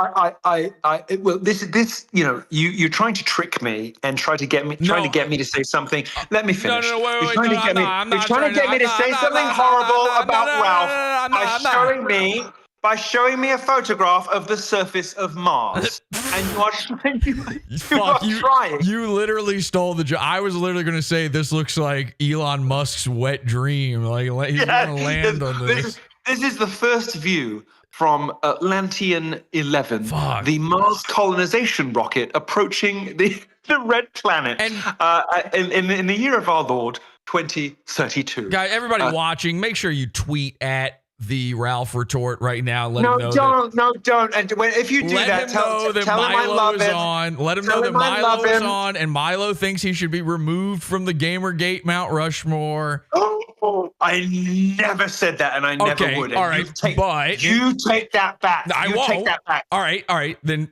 tell me this. I will take it back if you admit that they should, at the very least, carve 3 tits into the Mount Rushmore. I believe art should reflect reality, and therefore, under the skull and its magnificent, glorious crown, I could see myself voting for 3 tits. Because don't you think it's kind of inappropriate to leave it the skull rather than, you know, having carved it into his face and then carved it into his... I've said all I'm going to say on this subject. I'm not going to be drawn any further on it. Thank you. Thank you. I've got to get to a meeting, but I've said all I have to say on the subject. Thank you. What about the stretch marks on the right tit? No, I'm not going to do any more of this. The stretch marks are there because he lost so much weight, for which he should be applauded. No, those are there because he gained breasts so quickly as a child. Stop! Come on, this is too much. Look, Nikocado Avocado looks fine now. So what's the fucking excuse here? Stop. Look, you're never going to get me to say anything bad about a man I love. You already did all over your Twitter timeline. Well, okay, yeah, but that is a family dispute. Here's all I'm trying to do is get you to do it here on my show instead. If you've been watching lately on anybody's Twitter feed, you too will have noticed that Ethan Ralph, 1985 to 2025, an internet host of ill repute, gone too soon, has passed away from us. And although Ralph was the king of the kill stream, he could never kill the love in our hearts for one of the internet's most colorful characters in the last 20 years. True. Ralph, who died at the age of 38 whilst looking 68, leaves us with a legacy of absolutely nothing. But we did have some fun along the way, whether it was him sticking up for Ali Alexander because the latter claimed that he got his Twitter account back, or starting fights with me, the only person who's ever been nice to him in his life. This is why I want to talk about it. It's like bizarre to me. You were still on his side, and then out of nowhere, I mean, he fucking sideswipes you. I'm not gonna talk about Ralph anymore because I love him too much, and it hurts too much. It's too painful. I think I've given you your pound of flesh, you butcher. I think Ralph gave us several pounds of flesh. I don't think we really needed it. I hate you. Except to say that I am, as I explained earlier in the program, I am one of life's givers. And when I started popping off in 2015, all I have ever done is try to lift people up with me. The only person that sadly I couldn't lift is... Why is he covered in bed bug bites? No, just stop it. You've got me to be so mean about somebody I like so much. Well, I am not doing this anymore. I command you. I'm just confused. I demand that you change the subject. Can I just say this? I legitimately have always said that I think I agree with you that Ethan Ralph is one of the major entertaining characters of the internet. And let me tell you something about Ralph. Yes, he may be an opioid addict. He may be a drama queen. He may be all manner of other things that smelly, stinky. I knew you were going to add a list. That was not. I'll just demonstrate my straight credentials to you right now. That was not an alley oops. I was not finished. Are you proud of me for knowing what that is? Yeah. I am. Except for the part where you said you don't know what it is either, do you? You long-haired dork. Except for the part where you said alley oops instead of alley oop. Fucking fag. Yeah. Alley.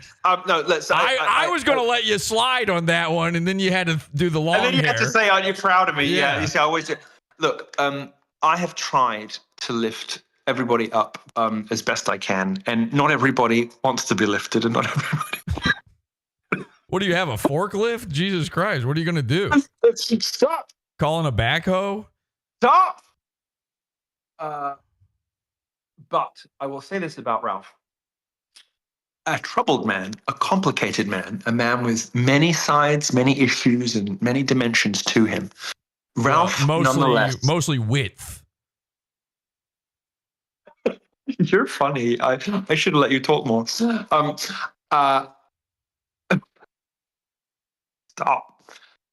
At his best, at his sharpest, at his most insightful, when he's... Can you please take that video off the screen?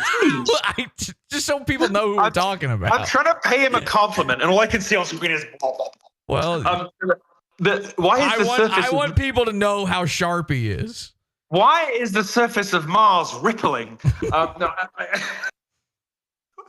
Why is Mars deflating? No, stop. I want your viewers to know something which is true. At his best and at his sharpest, when he's really on, Ralph is capable of great depth and insight, and occasionally, not occasionally really. I mean, when he's on, he does it regularly. These flashes of brilliance. But stop! Take the video off. Well, take it off. You said flashes. So flashes. Stop it. Take it off. I'm not looking at it. Let me just ask you one quick question though.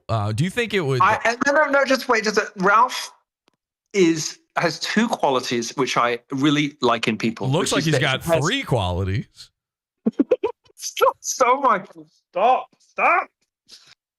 You are at your most brilliant on the subject of Ralph. You should be a Ralph A-log, not an Alex Stein A-log, where there's just no material to work with because he's so fucking boring. I just want to say, Ralph has two qualities I really do love in people. One is that he is, when he's on and he's really on, he is brilliant, regularly brilliant. In the insights that he draws and the things that he knows that you don't expect him to know, like he knows about art and literature, like nobody that comes on the kill stream with the possible exception like me, knows say he can talk about composers, he can talk about novelists, like he knows stuff, right? It's all in there. And the second thing is, and hamburgers and tacos probably too. We got to stop. We got to stop this. Because this is turning into like a we should podcast this like full time because you're funny. Stop. He also has a great love of mischief, and he's when he's on and he's good, he is so much fun. Ask any female cop. The dude loves mischief. He's one of the most. He's a merrymaker. He's. Oh. He's a criminal mischief, but it's still mischief. It's not rare I watch it. It's not rare that I appear on a show, having obviously never seen an episode, and think to myself, I really got to start watching this guy. But you have accomplished that this evening. Thank you. Now, what do you think? Do you think it'd fucking hurt if you motorboated him? I'm gonna leave if you keep doing this to my boy. I've got questions, man. Listen, I was friends with Ethan for a long time, and so I feel the exact same way you do about all of this. Look, your creditably curious mind will have to be satisfied completely on another occasion, because it seems to me that Ralph is going through a little bit of a substance thing at the moment. I don't want to kick a guy when he's down. He's seeing his kids this weekend. I'm going to be really serious with you, just as a matter of Christian charity. Like I don't want to beat up on the guy anymore. I 100% agree with that. I'm a guy who's never done any drugs or anything ever. I'm extremely against all that stuff. You've got your psychedelic set to set you off. Yes, exactly. I'm never for anybody going through that kind of thing. I actually do feel bad for him. I did an episode one time where everybody was claiming that he was drunk or on drugs, and he was claiming he was sober. Everybody says I'm high all the time. Right. Every comment to every Twitter post that I have. Well, it's the Adderall. I think it's the Adderall tweaking. But I don't, because people who actually need Adderall, they get calm on it. They get quiet. If I do, listen, I'm not going to admit to doing illegal drugs on your show, except I will say I did used to do a lot of cocaine. And because I am actually ADD, when I do cocaine, I get quiet. I get chill. I don't fidget anymore. Like, I'm a fucking tweaker naturally. That's my natural disposition. I'm like, your viewers have seen me like jumping all over the place this whole show because I'm stone cold sober. Well, 2 cocktails, but this is how I just naturally am. I can believe that. I definitely know people like that. Yeah. No, and I'm just like this. And I've always been like this. If I pop a couple of Adderall, I get quiet and focused, and I'm like, I don't act like this. Well, I'm not fidgety. I'm not tweaking out. See, that's the thing I'm saying is Ethan's kind of the same way. He's the same way in that when he's normally such a subdued guy, you would know if he was actually on drugs or on anything, because when he takes drugs, it would make him crazy. But you see him here, he's literally falling asleep in his chair, falling over into a big, what sounds like a cartoon sound effect of beer bottles clanging everywhere.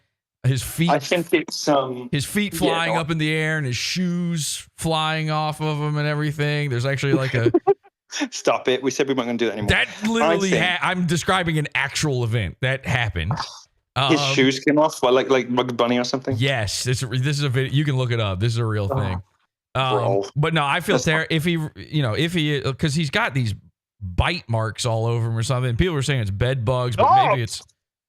No, I'm saying I feel bad for him. I want him to be sober as a judge. I just,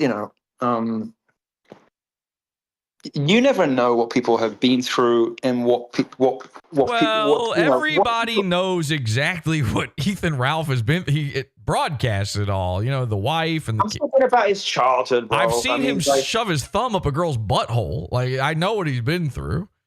I myself have not. I'm pleased to say, but look, he sniffed it. He did. What happened to me during childhood did much worse things to me than turning me into something like Ethan Ralph. It made me have sex with men, and not just men, but black ones. Oh God. Yeah, I'm just saying, bro. You never know. Like, my childhood trauma made me gay. That's a hell of a lot more embarrassing than being Ethan Ralph. Oh, I see what you're saying. So Ethan might have fucked a black guy. We gonna fall out, you and me. We gonna fall out. Listen. This motherfucker Ralph. I don't care what nobody else said about this motherfucker Ralph. He is the House of Yiannopoulous and therefore enjoys my protection. Okay. We gonna fall out. All right, I apologize. You're right. You don't have to apologize. It was funny, but no, I don't think he has. No, but I mean, please, how I turned out is a hell of a lot more embarrassing than Ralph. No. It is. Listen, bro. I would actually argue no on that one.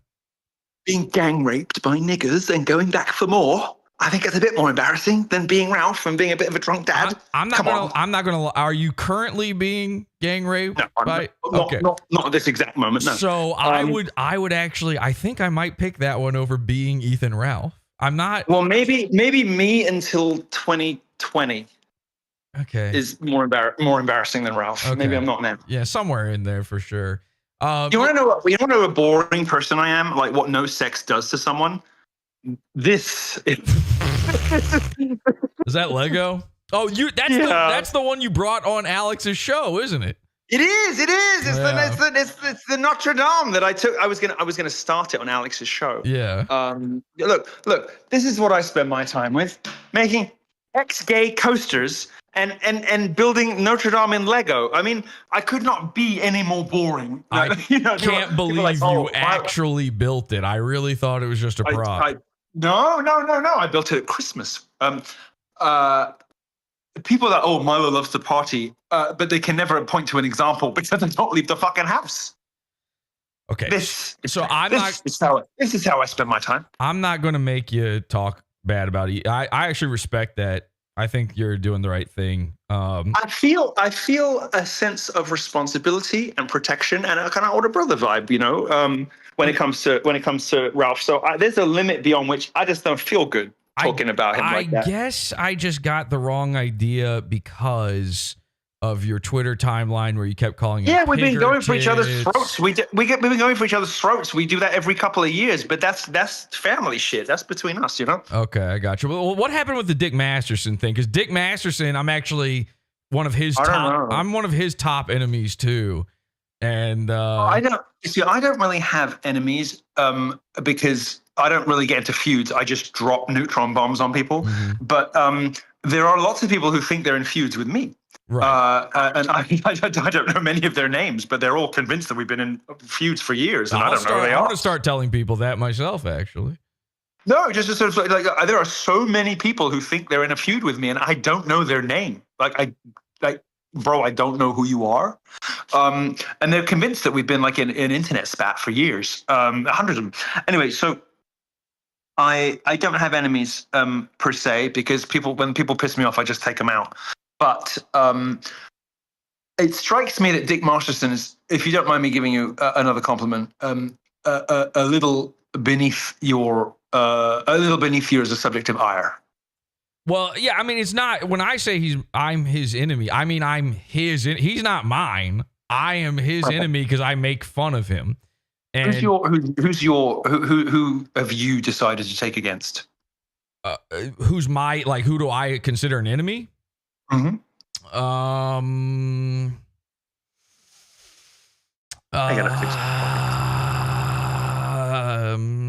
You might not. If it's taking this long to come up with them, maybe you don't have anybody. Yeah, I'm thinking maybe I don't have any. I don't really hate anybody. I'm sort of a mischief maker, not a Ralph style, Stop it. Mischief maker, but I'm more just. Okay, you're gonna 3 strikes and then I'm going to bed. Okay, I'm more of just like a silly sort of, I'm like you seem, if you don't mind me saying, you seem like a merry japester.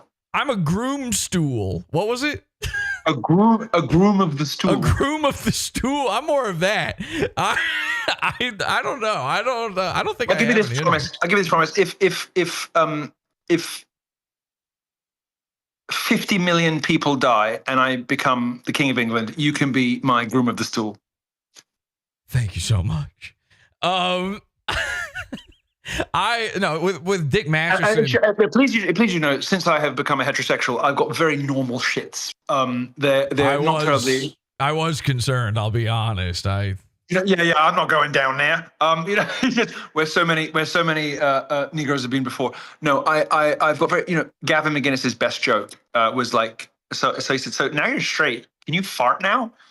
Because I imagine before it was just like. I laugh for days. Is Gavin a good kisser, by the way?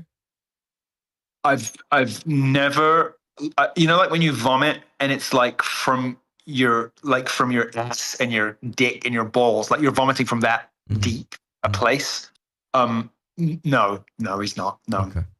Okay. Yeah, I mean, he is a guy that kind of pisses all over himself and stuff, so you never know. Did you watch it? Regularly. His wife buys very expensive furniture for their house, and he will come home, pass out, and wake up just in puddles. Yeah. It's. Do you know his little manservant, Ryan Katsu Rivera? His guy? I am a great fan of Ryan's. Ryan and I are best friends. And okay, great. Because when you said his little manservant, I started to get worried. We talk all the time. He's founding president of the Katsu Rivera fan club. Okay, cool. So there's one member, huh? Well, in fact, yes, I'm both founding member and founding president and current president and treasurer and secretary and membership manager and the member. Yes, but I think he's phenomenal, and I'm really happy that he has not only found, because a lot of people who find happiness with a partner and have kids, they kind of let other things go because it's like, oh my God, but he has found God at the same time. He has kind of entered this new second chapter of life where he has this enormous richness and comfort, contentment, satisfaction, and intellectual curiosity about the religious side of his life, and beautiful family growing as well. I know, he doesn't fucking shut up about it to me. It's really annoying. Yeah, that's why I don't talk to him as much as you do. It's just obnoxious, isn't it? But he does produce pretty children, and honestly, it couldn't happen to a nicer guy. I think he's great. Yeah, Ryan's awesome. Again, I got to go back to this, the Dick Masterson thing. Were you supposed to go on a show tomorrow or something? What happened there? I think we were supposed to have a showdown. We were supposed to do the Ralph intervention on Dick Masterson's show tomorrow, and then I got the news that Dick had pulled out because his girlfriend had said she wasn't comfortable with Ralph or something. It wasn't me. For the first time ever, Ralph's been over there like a million times. I am very happy to say one of the many great things about being friends with Ralph is that I'm not the problem, and I'm always the problem. Right. But it's sort of like a morale, it's like a self-esteem boost. well, Dick's girlfriend is pregnant, and I do wonder if maybe the father of the child had a problem. Is Ralph? No, had a problem with Ralph coming there, and maybe it wasn't up to Dick whether or not. Wait a minute. So Dick is with someone who's having someone else's baby. Well, I can't imagine it's Dick's because Dick's a gay guy. So Dick's homosexual? You've never heard of Juju the cow? Oh, you see, I've been so out of this for so long. Oh man, yeah. Let me catch you up real quick. See, Dick Masterson, he enjoys having furry gay sex where he is the female cow. He dresses up as a cow. Yeah. And he calls himself Juju. And, he goes to Burning Man every year. And what he does is... that is Right. And then he finds guys on Craigslist and offers to suck them off at Burning Man. And that's what he has to do because he's so brown and so large. He's not really that large. To be honest with you, he actually does wear platform shoes. But No, I meant girth. Certainly not that either from all accounts. Well, I've talked to people in the know, and I don't think so. So you go deep on this. So you say I'm not an A-log, but you go deep on these. Well, feuds. listen, I'm petty. You're like me. You're calling up the niggas bitches. I'm a petty kind of guy, and I've spoken. I intuited that about you, and I've always liked that about you. Thank you so much. Here's my quick history with Dick Masterson is Dick has made his entire career off of just stealing Maddox's fan base. My quick history with Dick. Yeah, I said Masterson, and I was sure to say it. Okay, Look, I'll say Juju. I tweeted. What was that? I don't know. Are you haunted? Yes. Did you let out a fart and it went? Honestly, it's Gavin. Look, Gavin is a very funny guy, funnier than me, and that is his best joke. I mean, it was amazing. It was amazing. The delivery was incredible because he's just like he's smirking, leaning back. He's just like, so what? Can you fart now? What do you mean? Well, because I imagine before it was just like he probably came up with that joke after he stuck that fucking thing up his ass that one time. Yes, maybe he had a couple of days of trouble creating the. Yeah. Oh, he couldn't clap them cheeks for a while, I think they say. So anyway, with Dick, my whole thing with him is that he doesn't like me because I was on Maddox's podcast network, and he makes fun of Maddox. That's it. That's all it is. He makes fun of the guy whose material he also steals. Yes, and also all of his fans. His entire career is built off of that guy. It's basically sort of like a runoff, like a little sort of a tribute, like a stream from a reservoir that just sort of picks up the excess. In fairness to Dick Masterson, he doesn't. In fairness to Dick, yeah. I said Masterson. In fairness to Juju, he doesn't just steal from Maddox. He also does it from Adam Carolla. In fact, most of his things. Well, everyone steals from Adam Carolla because Adam Carolla's the Don. But honestly, yes. Honestly, it's probably the best title of any book of the last 50 years, like not Taco Bell material. Yeah. Is that a crawler, isn't it? Juju the cow.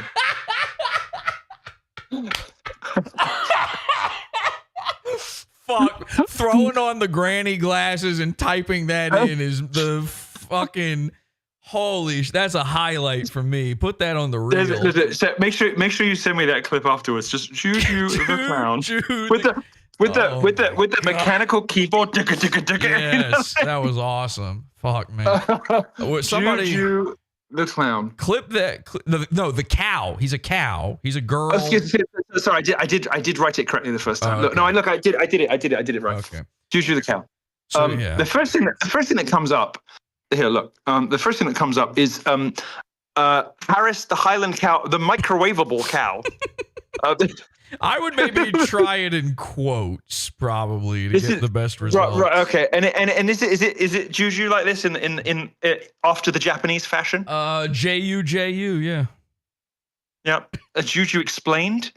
Juju in a sentence. Juju not working. Juju the bull, which as anybody who's familiar with homosexual parlance will understand. Juju the clown. That's where I got it from. I saw it in the autocomplete. See, Juju the good voodoo. Maybe that's the that's the Burning Man sex tape. There was actually a Dick. Yeah, there you go. Dick Masterson, Dick Dax Herrera, Pedo. Oh god. Oh gosh. Yeah, there you go. But that's not that. I mean, that's not the cow, is it? Where's the cow? Well, that is him. No, I must see the cow. Maybe go to Google Images. One of them might be one of the drawings of it. Yeah, there you go. There he is. There's several artistic depictions of it. I don't. Yeah. These are renderings. These are renderings. Yeah, these are dramatic. Of course you're responsible for half of them. Yeah, we stuck an inflatable cow in the back of his truck. Of course you did. Yeah. Okay. Of course you did. Yeah. You have a lot. You have fun, don't you? Yeah. Yeah. I don't think there are any actual photos of him in the uniform. Let me make an appeal, if I can, to viewers everywhere. If you're a Burning Man attendee and you have given back shots or come inside Juju the cow, we want to hear from you. Dial 888. No, I've got to tell you that. Let me start that again. So I want to pull this out. We want to do a nice clip of this, okay? Okay, good. Take 2. Here we go. Thanks. Sorry. I don't normally need a second go at it. I'm so sorry. If you're an attendee at Burning Man and you've given back shots to, come in the face of, or come inside Juju the cow, we want to hear from you.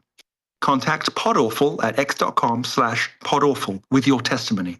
You can write to us, you can send video, you can send an audio message, or you can contact us in any other way you like, and be assured that your message and your story will be treated with sensitivity.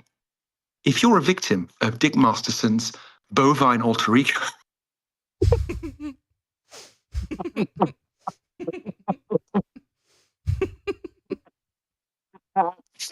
Sorry, I lost it. I think we got the message, didn't we? It was good enough. Call me now for a free reading. I was doing my best. Like, look, you know what I didn't do? I didn't put the right song on. That's why I didn't get it right. Let's just one more time. All right, here we go. I'm gonna put the right song on. Okay, just a minute. Okay. Yeah, I know.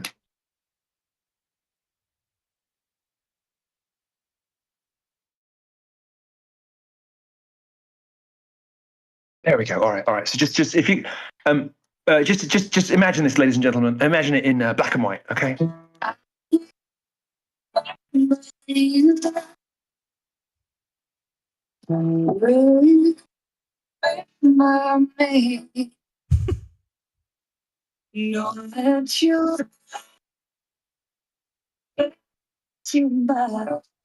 you an attendee at Burning Man?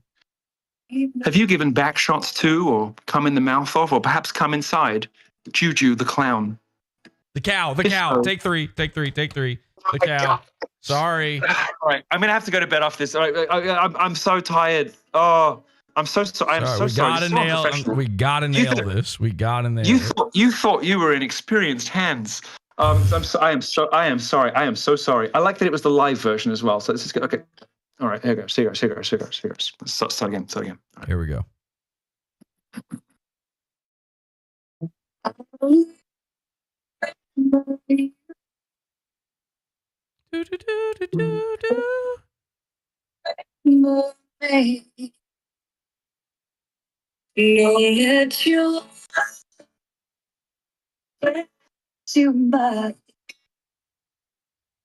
Are you an attendee at Burning Man?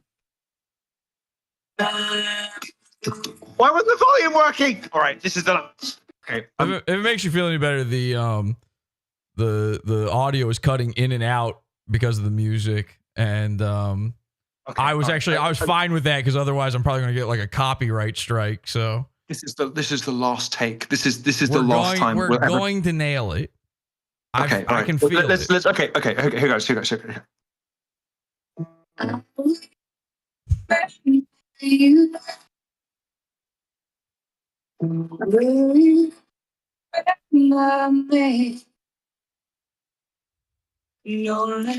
you a regular attendee of Burning Man? Have you taken back shots, given back shots, come in the mouth of, or come up inside the anus of Juju the cow? If you've been affected by Dick Masterson's fluffy, furry alter ego, we want to hear from you. Contact PODAWFUL at x.com/PODAWFUL. You can send your video, audio, or written message. Your testimony as a victim will be treated with sensitivity and with the privacy and confidence of this revered program. We want you to know that we're here for you. We're here to hear your stories and to get justice for the indignity that you've suffered. Thank you. That was better. That was better. That was very good. Very good. Very good. Thank you. I feel that will. Thanks. I feel that will prompt people to reach out. I think it's going to work. Check this out. It's so annoying. If people were actually fucking kids to the degree that people think people are fucking kids, it's insane. It makes me want to fuck a kid. Okay, so you know, I don't get these people that joke about having sex with children. It's like, it's like, it's just like, you know, you have to be like 3 times as funny as you are offensive, or 3 times as funny as you are gross. And jokes about having sex with babies, they just never are. You know. I mean, you know, if a really, really funny guy said it, but, you know, what if he said this? It's not a crime to enjoy sucking little boys' cocks. So it's not. This is your brain on libertarianism. There's not. Well, yeah, I think that might be it. Anyway, so maybe you're better off for Dick Masterson having canceled. But yeah, okay. So it's just because his girlfriend didn't want Ralph there. That's very funny. Yeah, because we can't possibly have any bad influences like Ralph. I don't know. Has Ralph ever talked so enthusiastically about sucking off children? I doubt it. Ralph has been in this man's home with his girlfriend there multiple times. He's literally spent the night over there. This has got. Maybe it was really me. Well, I think it's a combination, because I think, as people have seen here tonight, that the combination of Milo and PODAWFUL is a powerful and horrifying one for those who may come against us. And the fact is, yesterday, when I found out that you were going to be on Dick Masterson's show, right after coming on mine, I announced that was happening. And then it wasn't long after that he said, "Oh, so it's your fucking fault." Well, it wasn't long after. I can't believe. How long have I been on? Hours. I've been on for hours. And you've finally admitted that you derailed the Tyson versus Mayweather they're different generations of boxing only, but just stop it. I wanted you to go on. The problem is, when he understood that you would be on PODAWFUL first, he knew I was going to tell you about Juju the cow. And imagine you knowing something that delicious going onto his program. I would have I would have produced a cow somehow. And I wouldn't have talked about anything else for like 2 hours. Exactly. He knew that. This is not the first time that he's done something like this. Well, shall I try? He's live at the moment. Shall I try to call in? Yes! All right. Dick Masterson, oh my God. Guys, we're doing it. We're doing it. Is there a way we can... No, I'm so sorry. It ended 36 minutes ago. Fuck! If only you hadn't laid into my boy Ralph for quite so long, we might have had the opportunity. Well, if only you had shown up fucking 40 minutes earlier, then... All right. No need to retaliate. It's petty. Hey, I could have said an hour and 40. I was being nice. So... No, you know... Here, look. Let me try and call him. Hang on. Yes. I don't know why I have his number. I don't need. Oh wait, no, Milo, no, you left the fucking Discord. No. Oh, no. Oh, there you are. That didn't work. No. That didn't work. Yeah. Yeah. Hang on a second.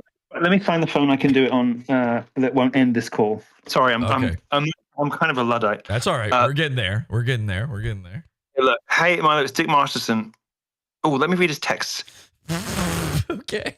Hey Milo, it's Dick Masterson. I was on a show last night, finding myself again in the position of having to explain your comments to somebody. I have a $25K a month Patreon, so I need to protect myself. And if it's something you might want to use, what is he talking about? What the dude? So he's 2019. He's canceled on you before because he was worried about his Patreon. Yes. What a dude! That's the same thing as everybody else who fucked with you. What a fucking bitch. Well, now I know. I didn't know that I had his number, and I didn't know that he'd ever texted me because I've 50,000 unread emails. So now that I do know that, I'm going to have some fun. All right. Let me pull his number up and let me try to call him now. He's probably watching this. It probably won't pick up. There is a possibility. Let's see. Okay. 66. Is it 666? What are all the numbers? If there's any, no, if there's any lip readers, they're gonna have the first 6 digits now. Well, luckily your video froze, so it's all right. Yeah, you have to say that, don't you? Oh, you won't know this number either. Damn, that was quite the reveal. I'm calling from Florida Water and Power, and I was just wondering if I could speak. Hey, how you doing? Are you doing good? How you doing? I'm doing fine. I'm doing good. I wanted to talk to you about tomorrow. Okay. What happened, bro? What happened? You canceled on me again, didn't you? You worried about your Patreon. You don't want to get. You don't want to get. Listen. What happened? Which side of his mind, man? He's totally. He's fine. He's fine today. No, he's been messaging me and the people I know to get to me all morning. What are you talking about? He's fine. He's a disaster. Okay, all right. But I mean, wouldn't that make good content? I mean, we could have. I think so, man. It's too rough. It's Really? too rough. Really? But come on, bro. You know Ralph. He's been to your house like a bunch of times. Like, can't we look after our brother? I mean, we weren't gonna do anything. No, we're not looking after him. It's supposed to be. Look, it's either a fun, like, sober intervention, or it's cruelty. Yeah, but you on the cruel. No, but you know that afterwards we would have had an opportunity to take care of the guy. That's not how Xanax works, man. You know this. I'm like, what are you on right now? Very funny. Look, I want to do a show with you. What are you? I can't do this with Ralph. I can't do this to Ralph. What are you on right now? A beer. Half a beer. Not on. And who's on you? Are they on you, or are they on Juju the cow? You want to milk me, Milo? Is that what you're saying? I've never wanted anything less. I know you dirty old girl. All right, just do me one favor. Just do me one favor in exchange for canceling. Can you make the noise you make when you're Juju? Just do it, because then I won't feel bad. I won't feel like you. No, you gotta put me on Cameo for that. No, I won't feel like you fucked me. I won't feel like you like ruined my weekend. Just give. Come on, give me a moo. Give me a moo. How it sounds? Is that how they do it in the UK? Yeah, so in the UK. Give me like a chimp noise. I know that you. Is that your bedroom noise? Okay, that's cheap. That's low. Okay. Okay, so there you go. You can have that. So now give me a moo. Come on. Give me a moo. Give me a moo. Give me a moo. Give me a moo. Hey, I'm my child. Your Nick Fuentes thing, inspired me. Give me a moo, and I'll congratulate you on your child. Get the hell out of here. Have a good weekend. Okay. Nice try. Hey, Dick, it's me, Jesse. He fucked up immediately. What the fuck? The moment I am so sorry I did not get you the moo. It was beautiful. Dude, did you hear what he fucking admitted to in that? The whole thing was beautiful. Chef's kiss, that was magical. Fucking king of the trolls, Alex Stein. He just straight up admitted that he is only interested in fucking with Ethan and making it worse. He only realized halfway through that call that I was like pranking him. Of course, yeah, you could tell. You could tell he knew, but you could also tell. He only knew at the very end because I was so insistent on the move. You could also tell that he was very, very upset about the moo because the moo is real. All of the shit I'm saying, everything I told you, these aren't just rumors. These are real things and facts about it. Let me kill him. Okay, let's go back. Milo! All right, now you have to.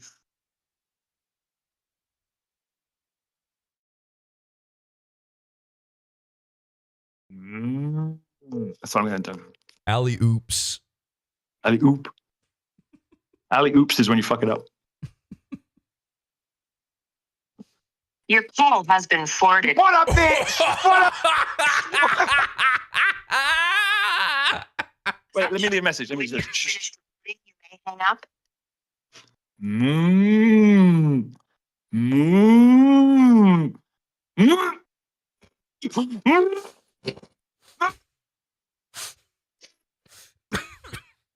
I hung up.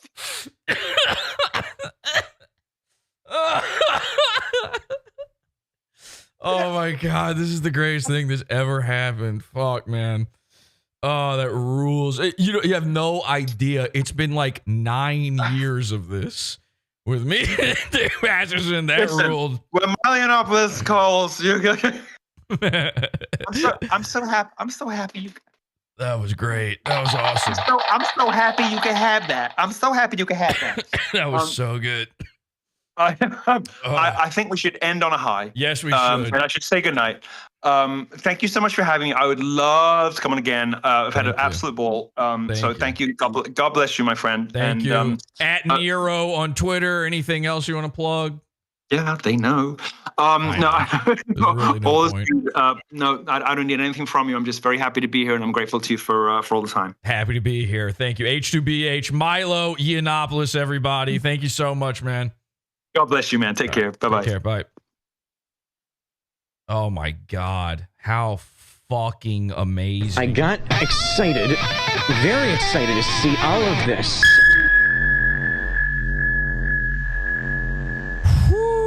I couldn't have asked for anything more. Everybody who doubted, how fucking stupid do you feel now? Oh my God. That's it. It's over, ladies and gentlemen. Join the Pizza Fund, PODAWFUL.pizza. If you like this show, you like this episode, support us. We've got more for you. I am banned from YouTube. I know I'm on it right now. Not for long. PODAWFUL.pizza. Get our archives. Get all of our primo episodes over there. PODAWFUL.pizza.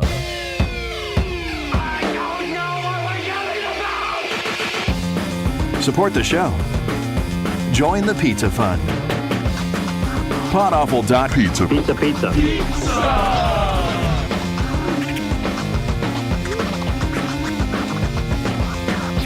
PODAWFUL.pizza.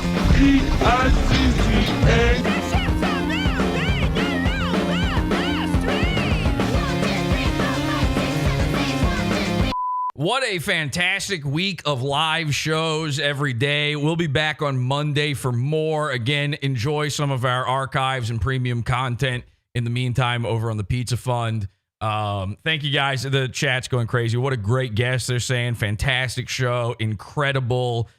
You owe Milo some booty. I think we're both good on that one.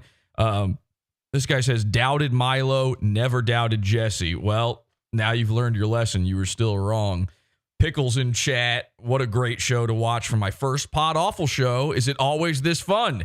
Yes, it fucking is. Go back and watch any of our other episodes. In fact, the last episode before this, we in full covered the appearance of Milo on Alex Stein's show. So if you like that story, you can see the full thing. It's the unedited version of Alex Stein's show. All the stuff that he took out.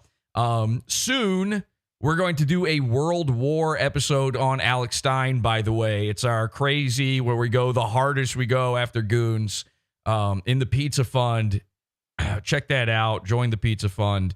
We will be doing the Alex Stein show. I have complete, full access, unauthorized, to all of Alex Stein's content that he's ever produced.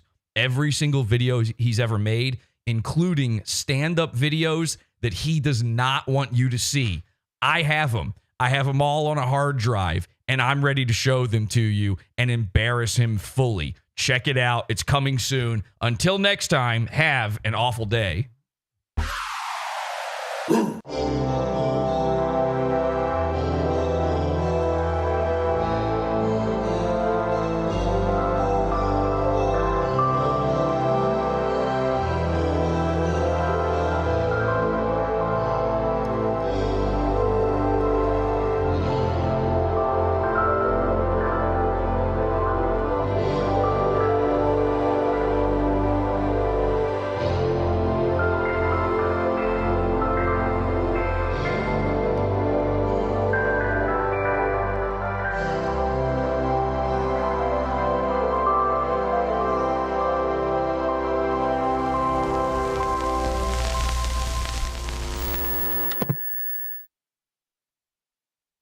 Yeah, because I'm a fake Jew. I'm not even Jewish, but yeah, I kind of Jew.